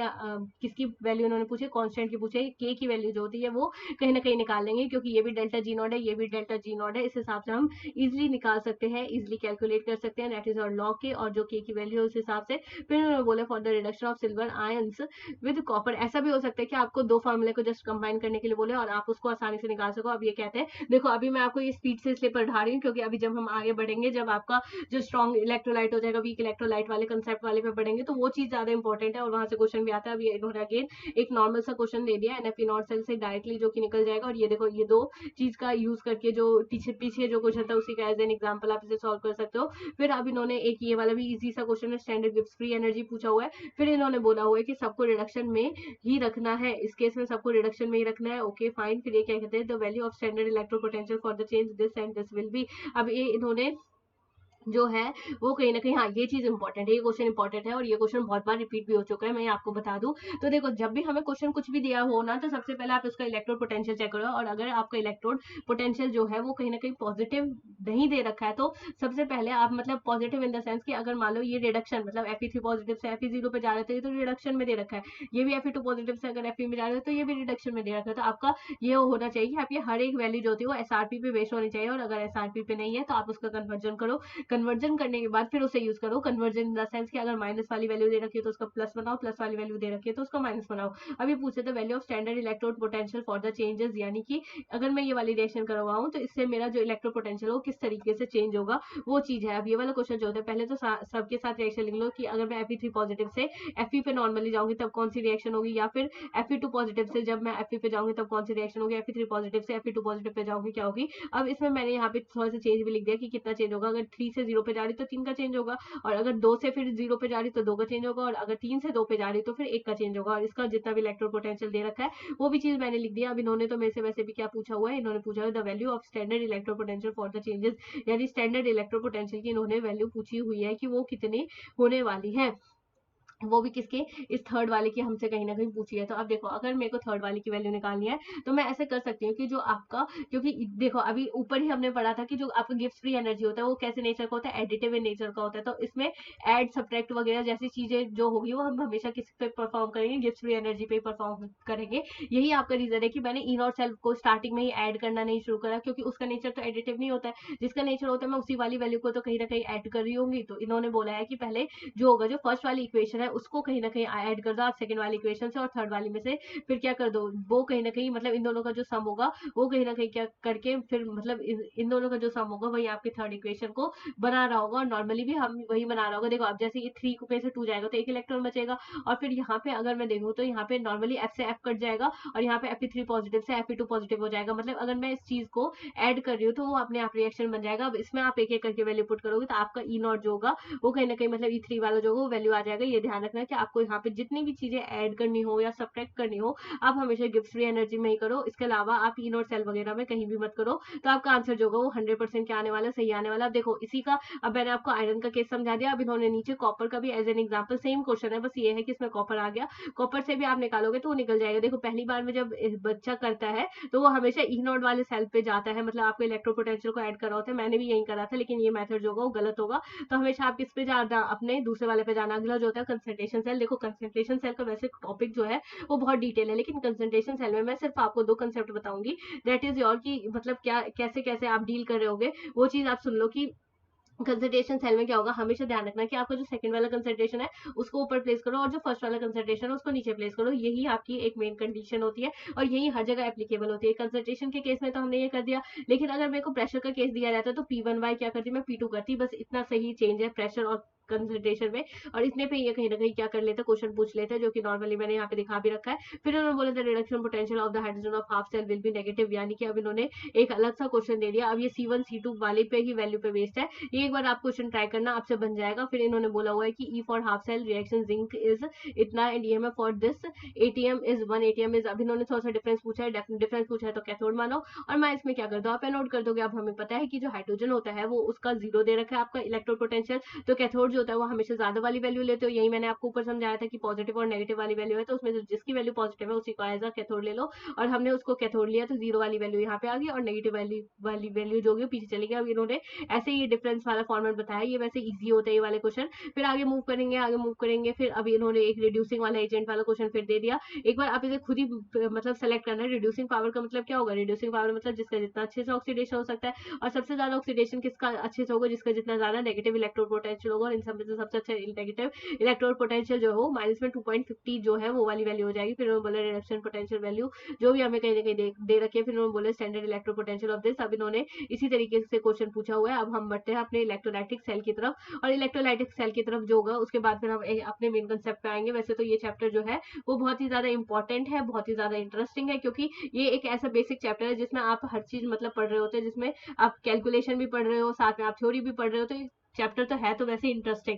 फिर उन्होंने बोला जो इलेक्ट्रोलाइटिक सेल होता है, तो इलेक्ट्रोलाइटिक सेल जो होता है उसका मेन काम क्या होता है वो थोड़ा सा मैं आपको बता देती हूँ। तो इलेक्ट्रोलाइटिक सेल जो होता है उसका मेन काम ये होता है कि पहले बात तो ये डेनियल सेल का अपोजिट है। अब डेनियल सेल का काम क्या था, नॉर्मली केमिकल का यूज करके आपकी इलेक्ट्रिसिटी जनरेट करना, लेकिन अब इलेक्ट्रोलाइटिक सेल जो है उसका काम क्या होगा कि आपको मतलब इसमें क्या होगा कि जो इलेक्ट्रिकल एनर्जी है उससे हम कहीं ना कहीं केमिकल को जनरेट करेंगे। The device which is use to convert electrical energy into the chemical energy, जैसे कि मैंने आपको बताया था। बस इसमें आपको ये कंडीशन ध्यान रखनी है कि आप इसमें बीकर जो होगा वो सिर्फ एक ही यूज करोगे, कंटेनर एक ही यूज करोगे। एक ही कंटेनर के अंदर आपको दोनों तरह के इलेक्ट्रोड जो होते हैं उनको डालना है, और एक साइड इसमें भी वही होगा, एक साइड ऑक्सीडेशन होगा, एक साइड रिडक्शन होगा। ऑक्सीडेशन होगा तो एनोड पे और रिडक्शन होगा तो कैथोड पे। इसी वाली चीज पे कहीं ना कहीं बेस्ड है। ओपी पॉइंट हो जाएगा कैटायन है। अब देखो ये एक इंपॉर्टेंट पॉइंट है कि अगर कोई सा भी कैटायन है, अब जैसे एन पॉजिटिव जो है वो एक बार कैटायन है आपका, तो कैटायन है तो कहाँ पे जाएगा, कैथोड पे जाएगा। और एनायन है तो वो फिर आपका कहाँ पे जा रहा होगा, एनोड पे जा रहा होगा। इसी तरीके से हमने यहाँ पे लिखा है N positive deposit at cathode and chlorine evolved at anode हो जाएगा। ये बस ध्यान रखना, ये कंसेप्ट अगर आपको याद है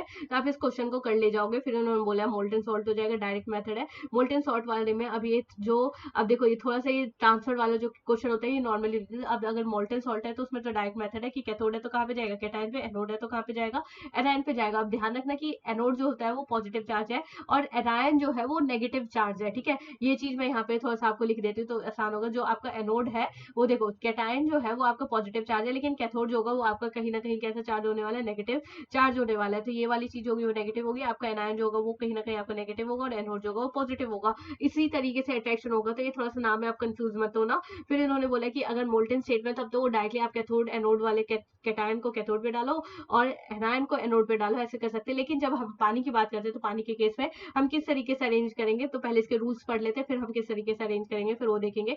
फॉर कैटायन अगर मैं कैटायन देखती हूँ तो जिसका जितना ज्यादा इलेक्ट्रॉन पोटेंशियल नीचे आता है, नीचे आने का मतलब क्या हुआ कि जो जिसका जितना ज्यादा ईआरपी वैल्यू जो होता है और जितना ज्यादा आपको क्या दे रखा है, पॉजिटिव दे रखा है, वो वाली चीज होगी, वो उतना अच्छा ही क्या होगा, कैटायन होगा। तो हमारे कैथोड पे क्या होता है, आपका रिडक्शन होता है। कैथोड पे रिडक्शन हुआ तो प्लस से ये कहाँ पे जा रहा है, 0 पे जा रहा है। फाइन। फिर इन्होंने बोला फॉर एनायन, अब एनायन वाले के लिए क्या होगा, आपका ease of deposition, tendency to migrate, यानी सबसे ज्यादा। अब देखो हमने कैथोड की कहानी तो सिंपल थी कि जिसका जितना ज्यादा पॉजिटिव होगा वही आपका आंसर होगा, लेकिन एनायन के केस में व्हाट इज द डिफरेंस, वो चीज मैं आपको बताती हूँ। देखो एनायन के केस में हमारा ये होता है कि हमारे पास सल्फेट है और ये सब है, ये सब है। अब देखो आप डिस्चार्ज पोटेंशियल जो है उसका ऑर्डर बिल्कुल भी याद मत करना, आप ये याद करो इसके just opposite order, that is easy discharge to tendency to migrate, यानी कि जिसका जितना कम डिस्चार्ज पोटेंशियल है उसका उतना ज्यादा टेंडेंसी है कि हो जाएगा। तो सबसे कम इसमें डिस्चार्ज पोटेंशियल किसका था, आयोडीन का था, तो सबसे ज्यादा जाने की टेंडेंसी भी किसकी होगी, इस आयोडीन की, फिर ब्रोमीन की, फिर क्लोरीन की, फिर OH नेगेटिव की, NO3 की और सल्फेट की। अगर आपको ये समझ नहीं आता, क्योंकि मेरे को भी पहली बार समझ नहीं आया था, तो जो जिसका साइज जो छोटा है ना वो उसकी ज्यादा टेंडेंसी है कि वो मूव कर सके एज कम्पेयर की जिसका साइज जो है वो बहुत ज्यादा बड़ा है। तो इन्होंने बोला है, हमने अगर मैं निमोनिक्स में से याद करूँ तो हम कहते हैं सुनो CBI, सुनो, सू से क्या हो गया आपका सल्फेट हो गया, एन से क्या हो गया नाइट्रेट हो गया और ओ से क्या हो जाएगा हाइड्रोक्साइड हो जाएगा, और सी से क्या हो जाएगा क्लोरीन हो जाएगा, बी से क्या हो जाएगा ब्रोमीन हो जाएगा, और आई से क्या हो जाएगा आपका आयोडीन हो जाएगा। इस हिसाब से आप कर सकते हो। इन्होंने बोला प्रोडक्ट्स ऑफ इलेक्ट्रोलाइसिस, और अभी ये कहीं ना कहीं इलेक्ट्रोलाइसिस के क्या क्या प्रोडक्ट होंगे अगर हमने इसमें, ये तो नॉर्मली हमने क्या ले रखा है, पॉजिटिव ले रखा है और क्लोरीन का नेगेटिव ले रखा है, इस हिसाब से हम देख रहे हैं। फिर उन्होंने बोला nature of solution after electrolysis, यानी इलेक्ट्रोलाइसिस होने के बाद, अब देखो रूल तो मैंने आपको पढ़वा दिया, अब ये आप इस पूरी रिएक्शन को मत करके देखो, आप डायरेक्टली ये करके देखो। देखो इस तरीके से करोगे ना तो आपका गलत नहीं होगा। देखो एनायन में आपको जो एनायन का केस है उसमें तो आपको नॉर्मली जो आपका एनायन का केस है उस वाले में तो आपको डायरेक्टली दिख रहा है कि दोनों जो है वो सेम है, तो एक साइड तो हाइड्रोक्साइड ही जाएगा और इसमें Na और H पॉजिटिव है जिसका इलेक्ट्रॉन पोटेंशियल ज्यादा, तो वो वाला एलिमेंट जा रहा होगा, तो इसमें ज्यादा किसका होता है इलेक्ट्रॉन पोटेंशियल हाइड्रोजन का होगा। हम ऐसे भी याद कर सकते हैं, हाइड्रोजन है तो हाइड्रोजन जाएगा, नहीं तो आपका जो जाएगा वो कौन सा एलिमेंट जाएगा, छापा वाला कॉपर सिल्वर गोल्ड और प्लेटिनम। मतलब अगर हाइड्रोजन हमें कहीं भी दे रखा है तो हाइड्रोजन हमेशा जाता है पॉजिटिव वाले के केस में, और अगर हाइड्रोजन नहीं दे रखा है तो इन सब वाले एलिमेंट में से वो कोई भी जा सकता है। अगर इन सब में से बोलूँ कि सबसे ज्यादा टेंडेंसी किसकी है जाने की, तो आपकी प्लेटिनम की सबसे ज्यादा टेंडेंसी होगी। फाइन। फिर इन्होंने बोला हुआ है कि product of electrolysis hydrogen evolved eight cathode and hydrogen evolved, अब इन्होंने पूरी रिएक्शन करके दिखाई है, लेकिन रिएक्शन का यूज तब तक नहीं होगा। बस ये ध्यान रखो कि अगर हाइड्रोक्साइड है तो ऑक्सीजन गैस रिलीज होगी, और अगर हाइड्रोजन है तो हाइड्रोजन गैस रिलीज होगी। सिंपल सा कंसेप्ट है, इसमें इतनी रिएक्शन लिखने की जरूरत नहीं है। अगर आप रिएक्शन लिखने बैठे तो आपका टाइम वेस्ट होगा, टाइम वेस्ट होगा तो फिर आप फिजिक्स और मैथ्स के पेपर को कैसे अटेम्प्ट करोगे। आपको सब पेपर को अटेम्प्ट करके चलना है तो आपको शॉर्टकट तो अपनाना पड़ेगा। और ये बोर्ड तो है नहीं कि आपको वो मतलब लिखने के नंबर देगा, पूरे पेज भरने के नंबर देगा, ये बोर्ड नहीं है। तो एकदम छोटा से जितना हो सके छोटा छोटा सा आंसर अपना अटेम्प्ट करने की कोशिश करो। अब ऐसे ही H पॉजिटिव और सल्फेट है, अब थोड़े से मैं आपको एग्जांपल बता देती हूँ। H पॉजिटिव है और OH का नेगेटिव है, इसमें टेंडेंसी किसकी होगी OH नेगेटिव, और आगे तो आपका H पॉजिटिव है ही। तो अब यहाँ पे अभी हमने कौन से दे रखे डाइल्यूट H2SO4, अभी हम आगे और भी एक अलग तरीके का H2SO4 लेके आएंगे जिसमें बच्चों को क्या हो जाती है कंफ्यूजन हो जाती है, तो आपको अच्छे से क्लियर होगा। देखो ये बाकी के एग्जाम्पल आप कर लेना क्योंकि बाकी के एग्जाम्पल उतने इंपॉर्टेंट नहीं है। एक NaCl वाला भी मैं आपको पढ़ा देती हूँ, मरकरी वाला। लेकिन अब देखो H2SO4 जो है वो मैंने किसके साथ ले लिया, प्लेटिनम इलेक्ट्रोड के साथ ले लिया। अब जो प्लेटिनम इलेक्ट्रोड के साथ ले लिया मैंने, तो इसमें नॉर्मली क्या होगा कि आपका वाटर नहीं है इसमें, ये ध्यान रखना। तो यहाँ पे H पॉजिटिव होगा, यहाँ पे सल्फेट का नेगेटिव होगा, तो इसमें एक चीज का कैथोड पे क्या हो रहा होगा आपका रिडक्शन, और एनोड पे क्या हो रहा होगा ऑक्सीडेशन। यही चीज है हमारा। और अगर इसका ऑक्सीडेशन हुआ है तो सल्फेट का ऑक्सीडेशन हमेशा किसका फॉर्मेशन करता है आपका पर ऑक्साइड सल्फेट। अब पर ऑक्साइड सल्फेट का अगर आपको स्ट्रक्चर देखना है तो उसमें क्या होगा, ये स्ट्रक्चर बनता है और इसे हम पर ऑक्सी बोल रहे हैं। यानी पर ऑक्सी का मतलब अगर मैं पी ब्लॉक अभी आपको पढ़ाऊंगी, पर ऑक्सी का मतलब क्या होता है कि दो ऑक्सीजन है इसलिए हमने इसे क्या बोला पर ऑक्सी बोला है, और दो सल्फाइड लग रखा है तो इसलिए हमने क्या बोल दिया इसे डाइसल्फेट बोल दिया। और मतलब ये वाला रिएक्शन जो होता है वो इस तरीके का होगा। ये ध्यान रखना है कि मैंने ये कंसंट्रेटेड H2SO4 का रिएक्शन करवाया था, और इससे पहले जो ये वाला बताया था वो आपका एक्वस H2SO4 का बताया था। ये कहीं ना कहीं जो होता है ये आपसे कंफ्यूज करने के लिए कंसंट्रेटेड और डाइल्यूट के फॉर्मेट में क्वेश्चन पूछ लेते हैं, और ये कहीं ना कहीं आपके कॉम्पिटेटिव एग्जाम का एक इंपॉर्टेंट क्वेश्चन है, फेवरेट क्वेश्चन है। इन्होंने बोला है एक्वस सॉल्यूशन मैंने किसका ले लिया NaCl का, वो भी किसके अंदर मरकरी इलेक्ट्रोड के अंदर। तो मरकरी इलेक्ट्रोड का एक फीचर होता है कि जिसको जाना था वो उसको नहीं भेजेगा, उसके अलावा दूसरे को भेजेगा, मतलब वाइस वर्सा कर देगा आपका कंडीशन। तो नॉर्मली अगर मैं NaCl और Cl और H पॉजिटिव और OH का लेती तो इन दोनों में से आपको किसको जाना चाहिए था, H पॉजिटिव को जाना चाहिए था, लेकिन जाएगा कौन आपका Na पॉजिटिव जाएगा। ऐसे ही क्लोरीन और हाइड्रोक्साइड में से आपको जाना किसको चाहिए था, हाइड्रोक्साइड को जाना चाहिए था, लेकिन ये जो होता है वो कहीं ना कहीं किसको भेज रहा होगा, क्लोरीन को भेज रहा होगा, तो अपोजिट हो गई ना कंडीशन। इस हिसाब से अगर मैं बोलूँ सुनो CBI, तो CBI में तो वैसे मतलब क्लोरीन का होना चाहिए था। देखो H पॉजिटिव जाना चाहिए था, बट अमलगम फॉर्मेशन की वजह से Na पॉजिटिव जाएगा। मतलब ये कहती हूँ मैं कि मरकरी इलेक्ट्रोड जो होता है वो अपोजिट केस किस पे कर रहा होगा, आपका जो कैथोड है उस वाले पे ये कहीं का अपोजिट केस करेगा, लेकिन एनोड पे जो जैसा केस आपको प्रेजेंट था बिल्कुल वैसे ही केस होने वाला है, उसमें कोई चेंज नहीं होगा। फाइन। फिर ये वाली जो चीज होगी मतलब जो आपका ये होगा एनोड वाला केस होगा, वो एनोड तो जिसको जाना चाहिए था वही होगा। अब मैंने इसे कैसे समझा, मैंने इसे याद करने की कोशिश की थी सुनो CBI से। तो सुनो वाले केस में CBI, सी से क्लोरीन जो था वो लास्ट में आ रहा था और O जो है वो पहले आ रहा था, तो C की टेंडेंसी क्या होगी, ज्यादा होगी। ऐसे करके मैंने इसे याद करने की कोशिश की तो मेरे को याद आ गया। फाइन। फिर अब इसके बाद हम चलते हैं फेराडेलो। यहाँ से टॉपिक जो है वो आपके टू मच इंपॉर्टेंट होने वाले हैं। मतलब यहाँ से समझ लो कि अब ये लेक्चर का जो है वो सही से मतलब आपका जितना हो सकता है उतना सही से अब इस पॉइंट पे आपका यूज होना स्टार्ट हुआ है। तो अब हम इस वाले लेक्चर को देखेंगे कि अब ये कहता क्या है। तो हमें देखो यहाँ से हम पढ़ेंगे कि हमारा वर्क डन जो होता है डायरेक्टली प्रोपोर्शनल हो जाएगा आपके क्यू को, और जब यहाँ से डायरेक्टली प्रोपोर्शनल के सिंबल को मैं हटाऊंगी तो इज इक्वल टू लिखूंगी, और इज इक्वल टू लिखूंगी तो यहाँ पे आपका जो इलेक्ट्रोकेमिकल का कॉन्स्टेंट है उसका इंट्रोडक्शन करवाऊंगी। अब मैंने उसका इंट्रोडक्शन करवाया तो आपका जो Z है, Z का वैल्यू जो होता है वो आपको पता होना चाहिए, जो कि क्या हो जाता है आपका इक्विवेलेंट वेट बाय क्या हो जाता है फेराडे हो जाता है, और चार्ज होता है वो आईटी हो जाता है। एक बात मैं आपको बता देती हूँ कि जितने भी फॉर्मूले मैंने स्टेप बाय लिखे हुए हैं आपको ये कहीं ना कहीं याद होने चाहिए, क्योंकि जो आपका कॉम्पिटेटिव एग्जाम होता है वो इन सब में से किसी भी फॉर्मूले पे बेस्ड आपसे क्या पूछ सकता है, क्वेश्चन पूछ सकता है। तो अब इन्होंने बोला वो वेट हो जाएगा, और यहाँ पे क्या हो जाएगा, इक्विवेलेंट वेट हो जाएगा। यहाँ पे मैंने शिफ्ट कर दिया और आईटी बाय क्या लिख दिया, एफ लिख दिया। और वेट बाय इक्विवेलेंट वेट जो होता है वही किसके इक्वल हो जाता है, आपका नंबर ऑफ ग्राम इक्विवेलेंट हो जाएगा। और आगे का फॉर्मूला जो है वो कहीं ना कहीं सेम है। और जो इक्विवेलेंट वेट होता है उसका भी मैंने यहाँ पे फॉर्मूला बहुत अच्छे से लिखा है, जो कि क्या हो जाता है आपका मॉलिक्यूलर वेट बाय क्या हो जाता है, आपका एन फैक्टर हो जाएगा। और ये हो जाएगा आपका इक्विवेलेंट वेट। अब इस तरीके से हम इसे सॉल्व कर रहे होंगे तो हमारे यहाँ पे एन मल्टीप्लाई बाय क्या आ जाएगा, आपका एन फैक्टर आ जाएगा, और वो क्या हो जाता है आई टी बाय एफ हो जाएगा। अब देखो यहाँ पे हमने ये बोल दिया। अब ये वाली चीज कहाँ से आई मैं आपको बताती हूँ। तो देखो नॉर्मली वेट था, और जो इक्विवेलेंट वेट था क्या था, वो आपका मॉलिक्यूलर वेट था, और ये जो एन फैक्टर जो होगा वो कहीं ना कहीं ऊपर चला जाएगा। अब ये देखो वेट बाय मॉलिक्यूलर वेट जो होता है आपका किसका फॉर्मेशन कर देता है, हमेशा मोल का फॉर्मेशन कर देगा। तो एन जो है वो आपका यहाँ पे मोल हो जाएगा, और ये एन जो एन फैक्टर जो है वो आपका एन फैक्टर हो जाएगा, और ये कहीं ना कहीं क्या हो जाएगा, आई टी बाई एफ हो जाएगा। एन जो है वो यहाँ पे मोल है, एन फैक्टर जो है वो चेंज इन ऑक्सीडेशन स्टेट है। मतलब अब इन्होंने हर एक वैल्यू को जो है वो थोड़ा सा डिफाइन करना स्टार्ट कर दिया। अब आ गया आपका पहला क्वेश्चन। पहला क्वेश्चन तो देख के ही मेरे को बहुत आसान लग रहा है, ये एनसीईआरटी का ही क्वेश्चन है। ये कहता है कि हमारा करंट जो है उतना एम्पियर है थ्रू द मोल्टन मेटल हो जाएगा salt in deposit that much weight of metal which is equal to the electrochemical equivalence. यानी ये जो होता है, अब हमें बताना है कि इलेक्ट्रोकेमिकल इक्विवेलेंस के हिसाब से इसको कितना टाइम लग रहा होगा, मतलब ये रिएक्शन जो हो रही है उसमें कितना टाइम लग रहा होगा। तो मैंने वेट लिखा, ये वाला फॉर्मूला निकाला, तो मेरे को पता लगता है कि वेट जो है वो मतलब जो ये दोनों जो चीज है वो कहीं ना कहीं एक दूसरे की इक्विवेलेंट है। How long would current be pass through the molten metal salt is deposit that much weight of which is equal. देखो यहाँ पे लिखा होगा ना, दैट इज जो इनका मॉलिक्यूलर वेट है वो वाली चीज जो है वो इक्विवेलेंट है किसके, इसके इलेक्ट्रोकेमिकल इक्विवेलेंस यानी इलेक्ट्रोकेमिकल के कॉन्स्टेंट से। ये दोनों चीज इक्वल हो जाएगी। आपका जो चार्ज हुआ उसका वैल्यू बनाया, और चार्ज का वैल्यू बनाया, तो यहाँ से आप टाइम को कैलकुलेट कर लेना, क्योंकि आपको करंट जो है वो इन्होंने दे रखा है।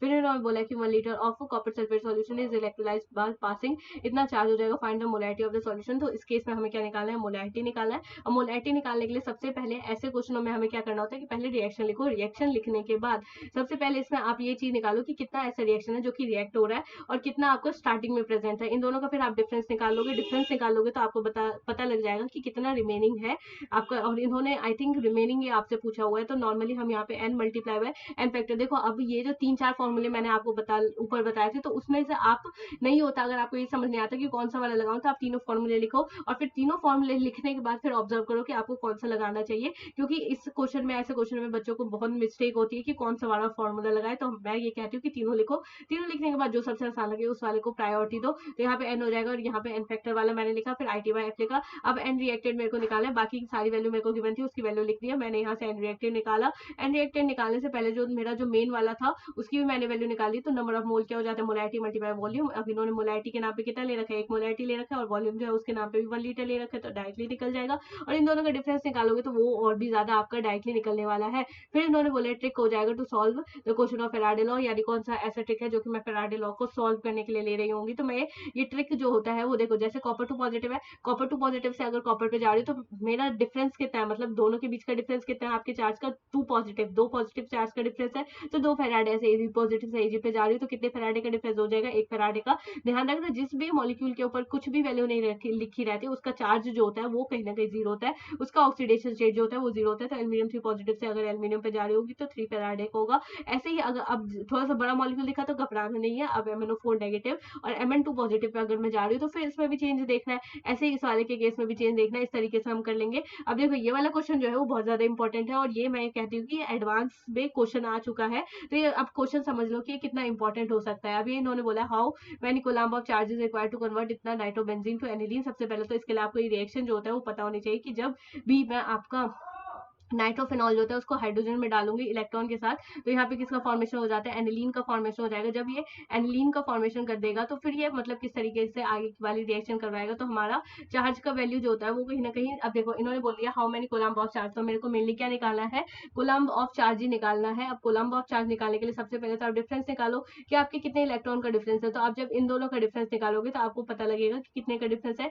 6 फैराडे का डिफरेंस है। तो 6 फैराडे हमें चाहिए, यहाँ पे लिखा ना 6 H पॉजिटिव, तो ये H पॉजिटिव से ये डिफरेंस आप देख करके पता लगा सकते हो। देखो यहाँ पे मैंने थोड़ा शॉर्टकट वे में करा है कि 6 फेराडे से अगर मतलब 6 फेराडे जो है वो 1 मोल के लिए है, ठीक है। तो 6 फेराडे जब 1 मोल के लिए है और 1 मोल में कितना ग्राम दे रखा है, इन्होंने इतना ग्राम दे रखा है, तो इतने ग्राम का कितना होगा, तो 0.6 मतलब जो भी 6 था उसको मैं मल्टीप्लाई कर दूंगी इसके किसके साथ, 1 मोल के साथ। आई थिंक ये वाला क्वेश्चन आपको समझ आ गया होगा, और अगर नहीं आया तो अभी मेंस के पॉइंट ऑफ व्यू से मत करके जाना, वैसे भी एडवांस का क्वेश्चन है तो वहां पे ये पूछ सकता है। आप देखो हमने फेराडे का फर्स्ट लॉ तो पढ़ लिया, अब फर्स्ट लॉ से तो कंप्लीट हो गया, अब हम पढ़ते हैं सेकंड लॉ। तो सेकंड लॉ जो है वो भी देखो, फर्स्ट लॉ जो था हमने इस तरीके से डिराइव करा था, अब सेकंड लॉ में क्या हो जाएगा, दैट इज वेट, जो नॉर्मल वेट था by equivalent weight is equal to weight of 2 divided by equivalent weight of 2। Again ये इक्विवेलेंट वेट जो है वो आपका क्या है, molecular weight by n factor जो था वो ये वही वाली चीज है, यही वाली चीज हमने यहाँ पे जो एक्सप्लेन करी थी वही वाली चीज है। अब इन दोनों को आप कहीं ना कहीं लगा सकते हो। अब इन्होंने बोले थोड़ा सा डिफाइन वगैरह कर दिया कि जब पास करते through the different solution number of the gram equivalent of the metal deposit are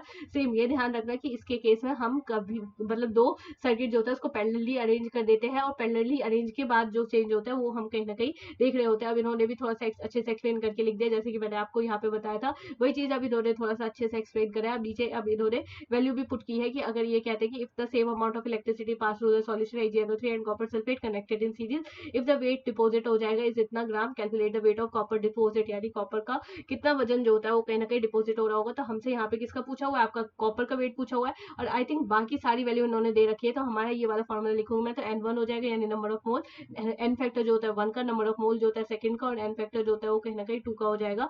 यहाँ पे जो वेट 2 होता है वो कहीं ना कहीं कितना हो जाएगा, आपका नंबर ऑफ मोल जो होता है पहले वाले का वो ऊपर आ जाएगा, और नीचे जो होता है वो आपको मॉलिक्यूलर वेट आ जाएगा, और यहाँ पे भी आपके नीचे की तरफ क्या आ जाएगा, मॉलिक्यूलर वेट आ जाएगा। इसे आप सॉल्व करोगे तो आपका W2 का यहाँ से वैल्यू कैलकुलेट कर लोगे तो आ जाएगा। अब जस्ट वेट, अगर मैं ये देखूँ कि हमारे पास कितने और पेजेस बचे हुए हैं, तो एक ये 30 वाला पेज फाइन, 31 वाला इजी है, 32 वाला भी इजी है, आई थिंक 33 वाला जो सॉल्व करने वाला है, 34 वाला भी सॉल्व है, 35, 36, 37, 38, 39, 40, मतलब एक अच्छा खासा पेज अभी बचा हुआ है। कोई नहीं, मैं आपको इंटरेस्ट से पढ़ाऊंगी तो आपको थोड़ा सा अच्छे से समझ आ जाएगा। अब देखो कंडक्टिविटी है, कंडक्टिविटी के केस में रेसिस्टेंस है। रेसिस्टेंस का मतलब क्या होता है, रुकावट होता है। मैं अगर आपको फिजिक्स पढ़ा रही होती है, और फिजिक्स के केस में अभी मैं करंट अगर आपको पढ़ाऊंगी तो वहां पे आपको बताऊंगी रेसिस्टेंस जो आर होता है वो कहता है कि आर का मतलब आर, मैं थोड़ा सा निमोनिक्स भूल रही हूँ, आर जो था वो कहता है आर का एक ही नारा तार, मतलब ऐसे करके कुछ निमोनिक्स होता है। कोई नहीं, मैं जब आपको करंट पढ़ा रही होंगी तब मैं आपको थोड़ा सा याद करके बता दूंगी कि वो क्या था, अभी थोड़ा सा ध्यान नहीं आ रहा है। तो ये मतलब रेसिस्टेंस का मतलब क्या होता है, रुकावट, यानी हमारे सर्किट के अंदर भी जो कि करंट को फ्लो होने से हिंडर करेगा यानी रुकावट करेगा, उसकी स्पीड को कम कर देगा, वही चीज जो है वो आपकी रेसिस्टेंस है। रेसिस्टेंस का ये फॉर्मूला तो हम आपका जब 9th क्लास में तभी से पढ़ते आ रहे हैं, जो कि ओहम्स लॉ पे बेस्ड है। फिर इन्होंने बोला स्पेसिफिक रेसिस्टेंस और रेसिस्टिविटी। अब देखो रेसिस्टिविटी में तो बच्चों को कोई कंफ्यूजन नहीं होगी, लेकिन स्पेसिफिक रेसिस्टेंस के केस में उनको हो सकता है कि कंफ्यूजन हो, तो आपको वो मतलब थोड़ा सा नाम याद करके जाना है कि स्पेसिफिक रेसिस्टेंस हम रेसिस्टिविटी को ही कह देते हैं। रेसिस्टेंस के आगे स्पेसिफिक लगा दिया तो वो क्या बन जाएगा, रेसिस्टिविटी बन जाएगा। अब जो होता है the resistance of the cell when electrode are 1 centimeter apart, अब एरिया ऑफ द सर्किट, ये सारी एनसीईआरटी की लाइन है जिसमें हम कहते हैं कि हम जब एक मतलब एक ऐसा सर्किट लेते हैं जिसमें हमारा जिसका एरिया जो है वो 1 सेंटीमीटर स्क्वायर है, जिसका मतलब डिस्टेंस जो है वो 1 सेंटीमीटर है, तो उसी को हम किसकी तरह डिफाइन करेंगे यहाँ पे, specific resistance, that is your resistivity. Conductance जो होता है उसे हम जी से रिप्रेजेंट करते हैं, यानी रेसिस्टेंस का इन्वर्स कर दो तो आपका क्या बन जाएगा, कंडक्टेंस बन जाएगा। और इसका जो आपका जो रेसिस्टेंस का फॉर्मूला क्या होता है, ओम होता है, तो ओम का इन्वर्स कर दो, और ओम का इन्वर्स जो होता है वही मोह हो जाता है। और ये जो ओम जो होता है इन्वर्स जो होता है उसी को हम साइमन भी कह देते हैं, और ओम को हम इस तरीके से मतलब जितने तरीके से वैल्यू बन सकती थी मैंने सब यहाँ पे लिखा हुआ है ताकि आपकी कोई मिस्टेक ना हो जाए। जितनी ज्यादा, अब एक और बात यह है कि जितनी ज्यादा आयनिक मोबिलिटी उतनी ज्यादा उस मटेरियल की कंडक्टेंस भी क्या होगी, उतनी ही ज्यादा होने वाली है। अब इन्होंने बोला कंडक्टिविटी जो होता है वो के हो जाएगा, रेसिप्रोकल है किसका, रेसिस्टिविटी। अब रेसिस्टेंस का रेसिप्रोकल हमने पढ़ लिया, तो रेसिस्टिविटी का भी तो कोई रेसिप्रोकल होगा, तो उसे हम क्या कह देते हैं, कंडक्टिविटी। जैसे कि हम रेसिस्टिविटी को कह देते थे स्पेसिफिक कंडक्टेंस कहते थे, स्पेसिफिक रेसिस्टेंस कहते थे, वैसे ही हम इसको क्या कह देंगे, कंडक्टिविटी वाले को भी स्पेसिफिक कंडक्टेंस कह देंगे। अब इन्होंने थोड़ा सा ये डिफाइन वगैरह बता दिया कि किस तरीके से कंडक्टेंस होता है cell when the electrode 1 centimeter apart, ये भी बिल्कुल रेसिस्टिविटी वाली डिफाइन ही हमें बता रहा है। फिर अगला जो होता है वो सेल कांस्टेंट है। सेल कांस्टेंट जो होता है वो हम किससे डिनोट कर रहे होते हैं, आपके जी स्टार से डिनोट कर रहे होंगे। और जी स्टार जो होता है उसका एक फॉर्मूला अभी मैं आपको बताती हूँ। जी स्टार जो होता है वो कहीं ना कहीं रेशियो हो जाता है किसका, separation between the electrode and area, यानी सेपरेशन जितना इलेक्ट्रोड का यानी लेंथ जो सेपरेशन है और जो भी उसका एरिया वो है। एक फॉर्मूला याद कर लो कि जी स्टार जो होता है किसके इक्वल हो जाता है आर के, और ये वाला जो फॉर्मूला है इसी पे बेस्ड आपके 2 या 3 साल से ये क्वेश्चन जरूर आता है कि जी स्टार जो होता है वो किसके इक्वल हो जाएगा, आर और के इक्वल हो जाएगा। हो सकता है आपसे सेल कांस्टेंट पूछ रहा है, हो सकता है वो आपसे कंडक्टिविटी पूछ रहा है, हो सकता है आपसे वो रेजिस्टेंस पूछ रहा है, बाकी की 2 वैल्यू गिवन करके। अब ये एज अ शॉर्ट नोट्स मैंने यहाँ पे भी साथ के साथ बनाए हुए हैं, जो भी ऊपर मैंने जितना पढ़ा है वो सारे के सारे नोट्स इंक्लूडेड है। अब इन्होंने थोड़ा सा डेरिवेशन के थ्रू ये समझा दिया, वही चीज है जो कि मैंने आपको बताया था। आर के से हम रणवीर कपूर भी याद कर सकते हैं या फिर राजेश खन्ना भी याद कर सकते हैं, जिसमें आपको आसानी हो वो करो। अब ये वाला क्वेश्चन जो आया था वो आ चुका है प्री वाई क्यू में, तो ये क्वेश्चन उसी पे बेस्ड है जो अभी मैंने आपको बताया। ये अगेन इजी क्वेश्चन है। अगर मैं आपको श्योरली बताऊं और मतलब थोड़ा सा इंटरेस्ट के साथ बताऊं तो ये मतलब इस वाले क्वेश्चन को अगर आपको ज्यादा अच्छा प्रैक्टिस चाहिए तो एनसीईआरटी के जो 2 एग्जाम्पल बीच में दे रखे हैं उन दोनों को सॉल्व करना। अगर आपको वो दोनों क्वेश्चन समझ आ रहे हैं तो इसका मतलब ये आपका पूरा टॉपिक क्लियर है, तो वो दोनों क्वेश्चन एक बार जरूर ट्राई करना, हो जाएगा। वो क्वेश्चन आता भी है। अब इन्होंने बोला molar conductivity, that is molar conductivity का मतलब क्या हो जाता है, जब कंडक्टिविटी होता है electrode are 1 centimeter part and area of cross section is so large that the whole of the solution is contained between them. यानी कि ये कहता है कि अगर मान लो मेरे पास 2 ऐसे करके प्लेट ले रखे हैं और ये 2 प्लेट जो है वो बहुत लंबी प्लेट है, इसको जब मैं 1 सेंटीमीटर पे रख दूंगी और इनका कुछ ना कुछ एरिया होगा, इसको कहीं ना कहीं इस तरीके से प्लेस कर दूंगी और फिर इनके बीच में जो होता है वो अगर मैं सॉल्यूशन का आयन डाल रही होंगी और आयन डाल रही होंगी तो वो आयन जो होता है वो आगे पीछे ऐसे करके होगा, और जो मतलब आगे पीछे जितना भी वो मूवमेंट शो कर रहा होगा वही है आपकी मोलर कंडक्टिविटी। जब मूवमेंट शो करेगा तो मोलर कंडक्टिविटी होगी, और मोलर कंडक्टिविटी का फॉर्मूला क्या हो जाता है आपका, लैम्डा एम हो जाएगा और के मल्टीप्लाई बाय 1000 हो जाएगा, डिवाइडेड बाय क्या हो जाता है आपका मोलैरिटी हो जाता है। यहाँ पे जो के है कंडक्टिविटी का जो यूनिट है वो भी लिखा हुआ है, मोलैरिटी का जो यूनिट है वो भी लिखा हुआ है। फाइन, फिर इसके आगे हम बढ़ते हैं। फिर अब इन्होंने बोला इक्विवेलेंट कंडक्टिविटी। अब मोलर कंडक्टिविटी देखो यहाँ पे थोड़ा सा यूनिट का इन्होंने मतलब चेंज करा है, तो ये कन्वर्ट जाने के बाद आप देख लेना, साइमन सेंटीमीटर इनवर्स है, मोल पर लीटर है, साइमन है, फिर लीटर, मतलब एक एक स्टेप वाइज करोगे ना, जब आप पेन कलम उठा के करोगे तो फिर वो आपसे आसानी से हो जाएगा। तो जितना हो सके उतना कलम उठाओ। ये बस सोचो कि कलम उठाऊं भी कि नहीं, बस बिन सोचे उठा लो और करते जाओ। फिर उन्होंने बोला इक्विवेलेंट कंडक्टिविटी। अब इक्विवेलेंट कंडक्टिविटी क्या होता है, तो देखो ये कहता है कि the conductivity of 1 gram equivalent of an electrolyte when an electrode is 1 centimetre apart and r of cross section is so large and that the whole solution is contained between them। देखो concept बिल्कुल वहीं पे same है, लेकिन सिर्फ difference इसमें molar conductivity और इसके कंडक्टिविटी के अंदर डिफरेंस ये है कि यहाँ पे मैंने 1 ग्राम इक्विवेलेंट लिया है, पिछली वाले में मैंने 1 मोलैरिटी लिया था। ये जो आप पिछला वाला डिफाइन पढ़ोगे उसमें मैंने यहाँ पे लिया होगा 1 सेंटीमीटर अपार्ट, लेकिन इसमें मैंने मोलैरिटी के टर्म्स में लिया था, यहाँ पे मैंने इक्विवेलेंट के टर्म्स में लिया। बस यही है कि इसका मेन डिफरेंस है। तो डेल्टा एन इक्विवेलेंट जो होता है के मल्टीप्लाई बाय 1000, वहाँ पे मोलैरिटी था, यहाँ पे नॉर्मैलिटी हो जाएगा। और नॉर्मैलिटी जो होता है वो कहीं ना कहीं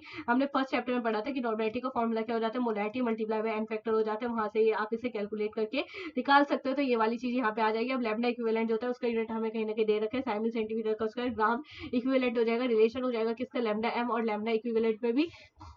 तो यही चीज मैंने आपको ऊपर बता दी कि मोलैरिटी मल्टीप्लाई एन फैक्टर जो होता है वो यहाँ पे आ जाएगा।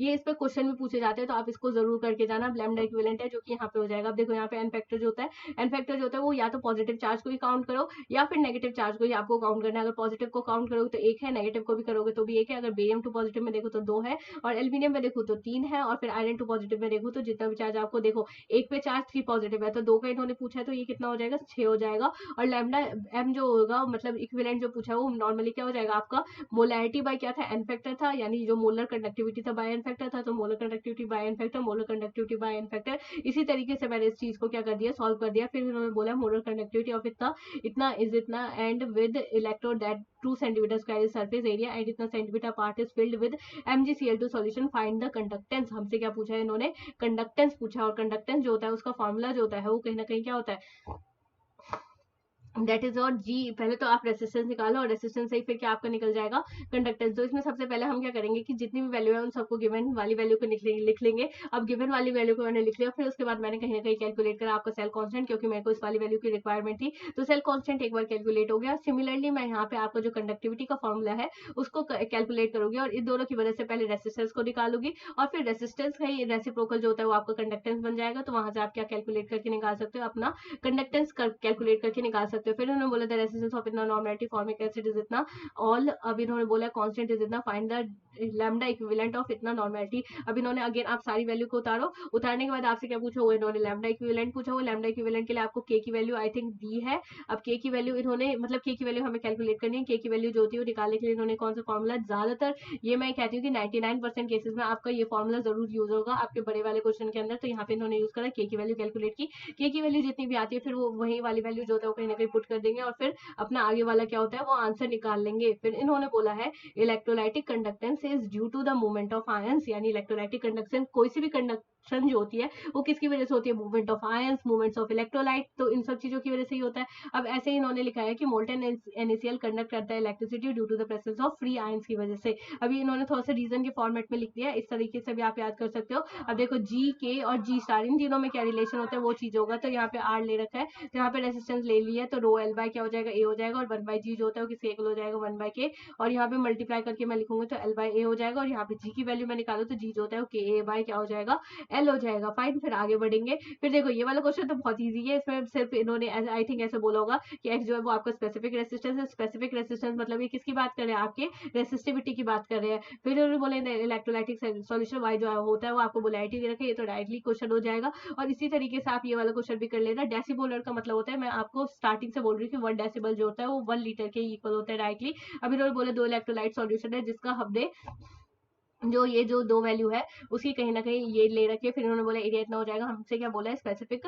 कंडक्टेंस निकालने के लिए। तो स्पेसिफिक कंडक्टेंस जो होता है वो हम कैसे निकालेंगे, स्पेसिफिक कंडक्टेंस जो होता है वो कहीं ना कहीं क्या हो जाता है, आपका स्पेसिफिक रेसिस्टेंस का इनवर्स है। स्पेसिफिक रेसिस्टेंस यानी रेसिस्टिविटी, और कंडक्टेंस यानी आपका कंडक्टिविटी की वो कहीं ना कहीं बात कर रहा होगा। तो इसको हमें के को कैलकुलेट करना है। के को निकालने के लिए हम क्या करा, जो जो वैल्यू गिवन थी हमें बोलैरिटी जो है वो कितनी दे रखी है आपकी 1/10 दे रखी है। डेसिबोलर बोला हुआ है इन्होंने, तो ये 1/10 हो जाएगा। और फिर इसके बाद जो होता है वो आपका रो एल की मदद से मतलब रेसिस्टिविटी निकाला। रेसिस्टिविटी निकालने के बाद जो आपका रेसिस्टिविटी होता है उसी का तो इनवर्स जो होता है वो आपका क्या बन जाता है, कंडक्टिविटी बन जाता है। तो इसका इनवर्स कर दोगे तो आपका कंडक्टिविटी आ जाएगा। कंडक्टिविटी के बाद इसको कन्वर्ट कर लेना। एक बार ये डेसिमोलर वाला सॉल्यूशन देख लेना कि डेसिमोलर 1 लीटर ही होता है या फिर कुछ और होता है। आई थिंक मैंने शायद सही बताया, गलत बताया, I don't remember it, but एक बार चेक कर सकते हो आप। फिर उन्होंने बोला कि हमें मोलैरिटी हो जाएगा, आर लिखा है, फिर के लिखा है, सेल कांस्टेंट हमसे पूछा है, तो जी स्टार जो होता है वो आर के हो जाता है। अगेन वही वाला फॉर्मूला आ गया। अब आया मेन कंसेप्ट, ये कहते हैं इफेक्ट ऑफ डायल्यूशन ऑन के lambda L and lambda equivalent, यानी कि अगर मैं किसी भी चीज को डायल्यूट करती हूँ तो इस केस में मेरा क्या क्या इफेक्ट बनेगा आपका लैम्डा एम पे या फिर लैम्डा इक्विवेलेंट पे। और dilution the number of ions per unit volume decrease, यानी अगर मैं डायल्यूशन करती हूँ तो 1 यूनिट में आयंस। अब देखो ये कंसेप्ट होता है, एक तो मोलर कंडक्टिविटी, हमने 2 चीजें पढ़ी थी। तो अगर मान लो मैं किसी भी चीज को डायल्यूट कर रही हूँ, ठीक है, किसी भी चीज में पानी ऐड कर रही हूँ, तो ऑल ओवर जो होगा मेरे नंबर ऑफ आयंस की क्वांटिटी क्या हो जाएगी, बढ़ जाएगी ऑल ओवर के अंदर। लेकिन मैं अगर इसके 1 यूनिट की बात करूं तो 1 यूनिट में क्या होगा, जब आयंस ऐसे सेपरेट होंगे, जब आयंस ऐसे सेपरेट होंगे, जब सेपरेट होंगे तो डिस्टेंस बढ़ेगा। तो 1 यूनिट के अंदर तो आपके आयंस की जो कंसेंट्रेशन थी वो तो कहीं ना कहीं डिक्रीज हो गई। तो जब भी मैं 1 यूनिट की बात करती हूँ तो ये on dilution the number of ions per unit volume decreases. जब भी मैं उसके 1 यूनिट की बात करती हूँ तो मैं कहीं ना कहीं के की बात करती हूँ। लेकिन जब मैं पूरे उसके होल सॉल्यूशन की बात करती हूँ तो उस केस में आपके जो मोलर कंडक्टिविटी था उसकी बात कर रही होती है या फिर इक्विवेलेंट कंडक्टिविटी की बात कर रही होती है। तो यही डिफरेंस है आपका मेन, कंडक्टिविटी, मोलर कंडक्टिविटी और इक्विवेलेंट कंडक्टिविटी। मोलर कंडक्टिविटी और इक्विवेलेंट कंडक्टिविटी दोनों ही सेम है। दोनों केस में जो पूरा ऑल ओवर सॉल्यूशन है वो तो कहीं ना कहीं इंक्रीज हुआ है, लेकिन 1 यूनिट के अंदर नंबर ऑफ आयंस जो है वो कहीं ना कहीं डिक्रीज हो गई, क्योंकि आयंस जब बिखरेंगे तो डिस्टेंस बढ़ेगा, और डिस्टेंस बढ़ेगा तो 1 यूनिट में हमेशा जो आयंस की क्वांटिटी होगी वो कम हो जाएगी। इस हिसाब से आप इसे समझ सकते हो। अभी इन्होंने डायरेक्टली एक क्वेश्चन कर रखा है, फिर उन्होंने बोला elements are correct unit of specific conductivity. अब थोड़े से यूनिट लिखे हुए इन्होंने, फिर ये कहते हैं specific conductivity of strong electrolyte decrease on dilution. Specific conductivity जो होती है वो कहीं ना कहीं क्या हो जाती है, डिक्रीज हो जाती है। अभी ऊपर ही हम पढ़ के आए थे कि के की वैल्यू जो होती है वो हमेशा 1 यूनिट के लिए डिफाइंड होती है, इसलिए वो कहीं ना कहीं क्या हो जाएगी, डिक्रीज हो जाएगी। The amount of ions discharge during the electrolysis does not depend on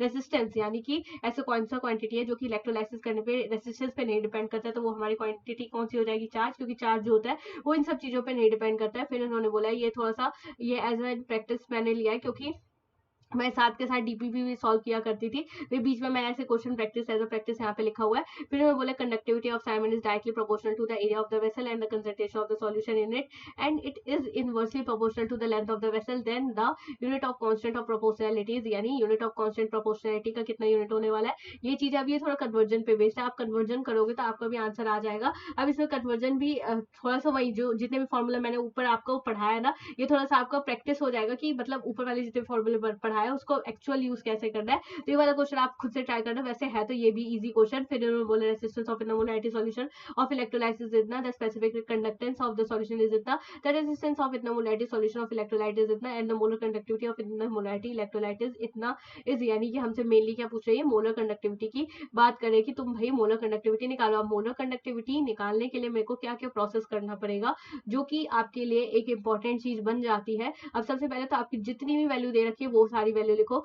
value लिखने के बाद आप ट्राई करो कि मोलर कंडक्टिविटी आपको फाइंड करना है, तो आपको क्या क्या चाहिए, के चाहिए, आपको मोलैरिटी चाहिए, यही चाहिए यहाँ से, और यहाँ से हम कहीं ना कहीं कैलकुलेट कर रहे हैं आपके ए और एल की, आई थिंक एल बाय ए की वैल्यू यानी जी स्टार की वैल्यू यहाँ से कैलकुलेट कर लेंगे, और फिर जी स्टार की वैल्यू यहाँ से कैलकुलेट कर लिया हमने, तो यहाँ पे एल बाय ए की जितनी भी वैल्यू आपकी यहाँ पे आएगी वो वैल्यू यहाँ पे पुट कर देना। यहाँ पे पुट करोगे तो आपको यहाँ से क्या कैलकुलेट होकर क्या आ जाएगा, मोलर कंडक्टिविटी। और इन्होंने बोला भी क्या था आपसे, आई थिंक मोलर कंडक्टिविटी बोला था इन्होंने, क्या बोला था निकालने के लिए, द मोलर कंडक्टिविटी ऑफ इतना मोलैरिटी सॉल्यूशन। तो देखो जो मोलर कंडक्टिविटी उसका फॉर्मूला लगाओ, फॉर्मूला लगाने के बाद जो आपका के का वैल्यू है उसको फाइंड करो कि के की वैल्यू यहाँ से इस साइड से कितनी आती है, फिर वो जो भी वैल्यू आती है उसको इस साइड को पुट कर दोगे तो आपका क्या हो जाएगा, आंसर अपने आप आ जाएगा। फिर उन्होंने बोला कोलर्स लॉ, कोलर्स लॉ जो होता है वो हमेशा किस पे वैलिड होता है, आपके वीक इलेक्ट्रोलाइट वाले क्वेश्चन पे वैलिड होता है। और कोलर्स लॉ में मैं आपको एक और चीज बता दूं कि हम एक तो स्ट्रॉन्ग इलेक्ट्रोलाइट की बात करते हैं, एक कोलर्स लॉ की बात करते हैं। तो अभी मैं आपको पहले कोलर्स लॉ बताती हूँ। तो कोलर्स लॉ जो होता है वो वीक इलेक्ट्रोलाइट के लिए वैलिड होता है। एक सेकंड, ये पेज ऊपर शिफ्ट हो गया,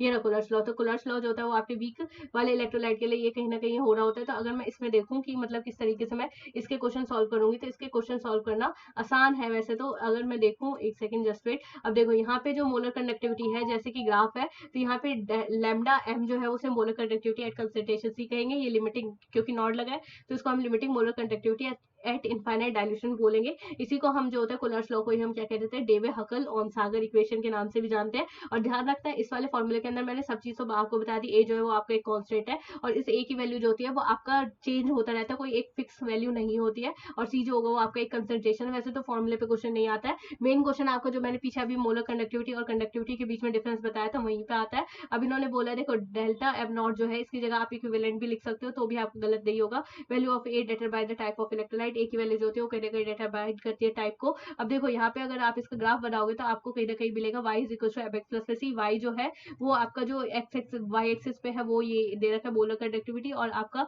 जो स्लोप होगा वो किसके बेसिस पे जा रहा होगा, आपका इनफाइनाइट डायल्यूशन के बेसिस पे जा रहा होगा। और यहाँ पे एफ एक्स जो होगा वो माइनस, अब देखो इसका स्लोप जो है वो नेगेटिव यहाँ पे इसलिए मैंने बनाया क्योंकि यहाँ पे वैल्यू कैसे दे रखी है, नेगेटिव दे रखी है। इस हिसाब से आप करोगे तो आपका आंसर निकल जाएगा। अब ये कहते हैं कि जो स्ट्रॉन्ग इलेक्ट्रोलाइट है वो स्ट्रॉन्ग इलेक्ट्रोलाइट के एग्जाम्पल में क्या हो जाता है, NaCl है, KCl है और NaOH है। और अगर इन सारे स्ट्रॉन्ग इलेक्ट्रोलाइट को मैं अगर पानी के अंदर डिसॉल्व कर रही हूँ तो ये एकदम आसानी से डिसॉल्व हो जाएंगे। अब इन्होंने बोला comparison of strong and weak electrolyte. अब ये देखो जो हमारा वीक इलेक्ट्रोलाइट है उसका अगर मैंने डायल्यूशन कर दिया तो ये डायल्यूशन करने पर इसकी कंडक्टिविटी जो होती है बहुत ज्यादा बढ़ जाती है। लेकिन आपका जो स्ट्रॉन्ग इलेक्ट्रोलाइट है इसकी भी कंडक्टिविटी बढ़ रही है, लेकिन उस अमाउंट में नहीं बढ़ रही जिस अमाउंट में आपके वीक इलेक्ट्रोलाइट की कंडक्टिविटी जो होती है वो बढ़ रही होती है। ये थोड़ा सा केस ले रखा है और थोड़ा सा एग्जाम्पल आपको पता होना चाहिए, बस यही चीज इन्होंने भी लिखा होगा। Limiting conductivity stronger conductivity calculate करना है, लिमिटिंग मोलर कंडक्टिविटी इस हिसाब से हो जाएगा। फिर अगला हम चलते हैं अपने कोलर्स लॉ की तरफ। तो कोलर्स लॉ जो है वो वैसे ऊपर तो हम डिफाइन करते ही आए हैं। देखो कोलर्स लॉ में मैं ये कहती हूँ कि जो भी थ्योरी है वो उतनी इंपॉर्टेंट नहीं है, मेन जो थ्योरी है, मेन जो कंसेप्ट है वो मैं आपको बताती हूँ जो कि क्वेश्चन पे बेस्ड है। तो क्वेश्चन से अगर आप समझोगे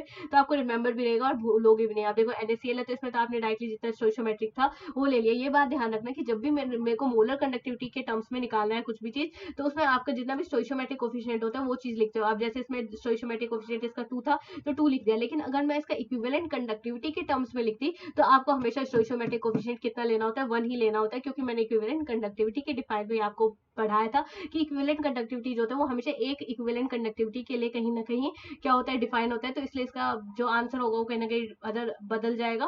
फिर यहाँ पे अलग अलग इन्होंने केसेस दे रखे हैं, अब एक बार आप इसे खुद से सॉल्व करना। बस ये ध्यान रखना कि मोलर कंडक्टिविटी में जितनी स्टोइशियोमेट्रिक कोफिशिएंट दे रखी है वही चीज लिखनी है, लेकिन आपको इक्विवेलेंट कंडक्टिविटी हमेशा आप कितना लेके चलोगे, 1 लेके चलोगे। Application of Kohlrausch's law to determine the degree of dissociation of weak electrolyte. आपका लैम्डा जो होता है वो कहीं ना कहीं 1 से कहीं ना कहीं छोटी वाली वैल्यू होनी चाहिए, और यहाँ पे लैम्डा एम जो होता है वो छोटी हो जाएगी। और मतलब जो अल्फा होता है, ये कहती हूँ मैं कि अल्फा जो होता है that is degree of dilution या डिग्री ऑफ डिसोसिएशन जो भी है, जो यहाँ पे दे रखा है, यहाँ पे डाइल्यूशन, वो कहीं ना कहीं किसके इक्वल हो जाता है, जो वैल्यू अभी मैं मोलर कंडक्टिविटी के ऊपर कैलकुलेट करके आई थी वो वाली चीज, और ये जो नीचे वाली है वो इनफाइनाइट मोलर कंडक्टिविटी है, इनफाइनाइट मोलर कंडक्टिविटी है ये वाली चीज है। ये जो मतलब जो ऊपर जो मोलर कंडक्टिविटी मैंने यहाँ पे ऊपर लिखा हुआ है, उसका जो फॉर्मूला होता है वो वही वाला फॉर्मूला होता है जो कि यहाँ पे ये चीज मेंशन है। ये इसका जो कप्पा वाला जो हमने फॉर्मूला पढ़ा था कि kappa multiply 1000 divide by molarity, वो वाला फॉर्मूला। और ये जो होता है ये हमें आपको डायरेक्टली क्वेश्चन में इसकी वैल्यू गिवन होगी इनफाइनाइट मोलर कंडक्टिविटी की। फिर इन्होंने बोले to determine the dissociation constant हो जाएगा। अब इन्होंने थोड़ा सा फॉर्मूला ले रखा है सी अल्फा का स्क्वायर 1/2 अल्फा, इस हिसाब से भी कर सकते हैं। और वीक इलेक्ट्रोलाइट के केस में आप K is equal to c alpha square भी लगा सकते हो, वो भी सही होगा। और अगर सी अल्फा स्क्वायर लगाते हो वीक इलेक्ट्रोलाइट के केस में, तो आपकी अल्फा की वैल्यू क्या हो जाएगी, रूट के ए बाय क्या हो जाएगी, सी हो जाएगी। To determine the delta f dot of an electrolyte with the help of other electrolyte, यानी कि अब ये थोड़ा सा एनसीईआरटी का क्वेश्चन है कि हमें कहीं ना कहीं एक इलेक्ट्रोलाइट की वैल्यू निकालनी है दूसरे इलेक्ट्रोलाइट की मदद से। तो अब इसमें हम कहीं ना कहीं वैल्यू कैलकुलेट करेंगे। हमें मेनली किसकी वैल्यू निकालनी है वो देखते हैं हम। हमें HCl वाले की आई थिंक किसकी वैल्यू निकालनी है, हमें हाँ शायद HCl की वैल्यू निकालनी है। तो आप इसमें क्या करना होता है, इसमें मेनली आपको एक मतलब एक दूसरे इक्वेशन में से माइनस करना होता है और आपको आंसर मिल जाता है। देखो जैसे CH3COH है, तो सबको सबसे पहले क्या करो, आपकी जितनी भी इक्वेशन है उसको पहले तोड़ दो। आप मेरे को क्या क्या चाहिए, एक तो CH3 चाहिए, CH3CO नेगेटिव मिल गया और एक H पॉजिटिव चाहिए। इसके अलावा जितनी भी इक्वेशन, अब देखो ये दोनों इक्वेशन तो हमारी काम की है और ये बीच वाली काम की नहीं है, तो इसको माइनस कर दो, इन दोनों को ऐड कर दो। जो फर्स्ट और थर्ड वाली इक्वेशन है उसको मेनली क्या कर दोगे, ऐड कर दोगे। और जो सेकंड वाला है उसको उन दोनों में से क्या कर देना, माइनस कर देना, आपका आंसर निकल जाएगा। क्योंकि अगर मैं इसको माइनस करती हूँ तो मेरा क्या होगा कि यहाँ से देखो मैं कि H पॉजिटिव जो होगा वो तो आपका में नहीं रह जाएगा, लेकिन जो आपको क्लोरीन और जो बाकी की वैल्यू है वो कहीं ना कहीं अपने आप क्या हो जाएगी, कैंसिल आउट हो जाएगी। To determine the KSP and s of the salt, अगर मेरे को KSP निकालना है और एस निकालना है, ये वाला टॉपिक जो होता है वो इक्विलिब्रियम। देखो यहाँ पे अब इस टॉपिक को डिटेल में मत जाओ, क्योंकि KSP वाली वैल्यू जो होता है वो कहीं ना कहीं इक्विलिब्रियम वाला चैप्टर जब हम पढ़ रहे होंगे तब मैं आपको अच्छे से समझाऊंगी। अभी वैसे भी बताऊंगी तो आपको समझ नहीं आएगा, क्योंकि जब हम KSP की बात कर रहे होते हैं तो आपका इससे पहले बफर सॉल्यूशन जैसा जो टॉपिक होता है वो सब क्लियर होना चाहिए, तब हम कर सकते हैं। फिर उन्होंने बोला find the molar conductivity of barium hydroxide, तो बेरियम हाइड्रोक्साइड का अगेन मोलर कंडक्टिविटी डायरेक्टली निकल जाएगा। और इसमें देखो मैंने कहा था जैसे कि मोलर कंडक्टिविटी में आपको जितना स्टोइचोमेट्रिक कोएफिशिएंट दे रखा है वो सारी स्टोइचोमेट्रिक कोएफिशिएंट आपको इंक्लूड करके फिर इसे सॉल्व करना है। फिर उन्होंने बोला है if the limiting molar conductivity of calcium to positive and chlorine negative ions are this and this, the limiting molar conductivity of calcium chloride is, ये भी डायरेक्टली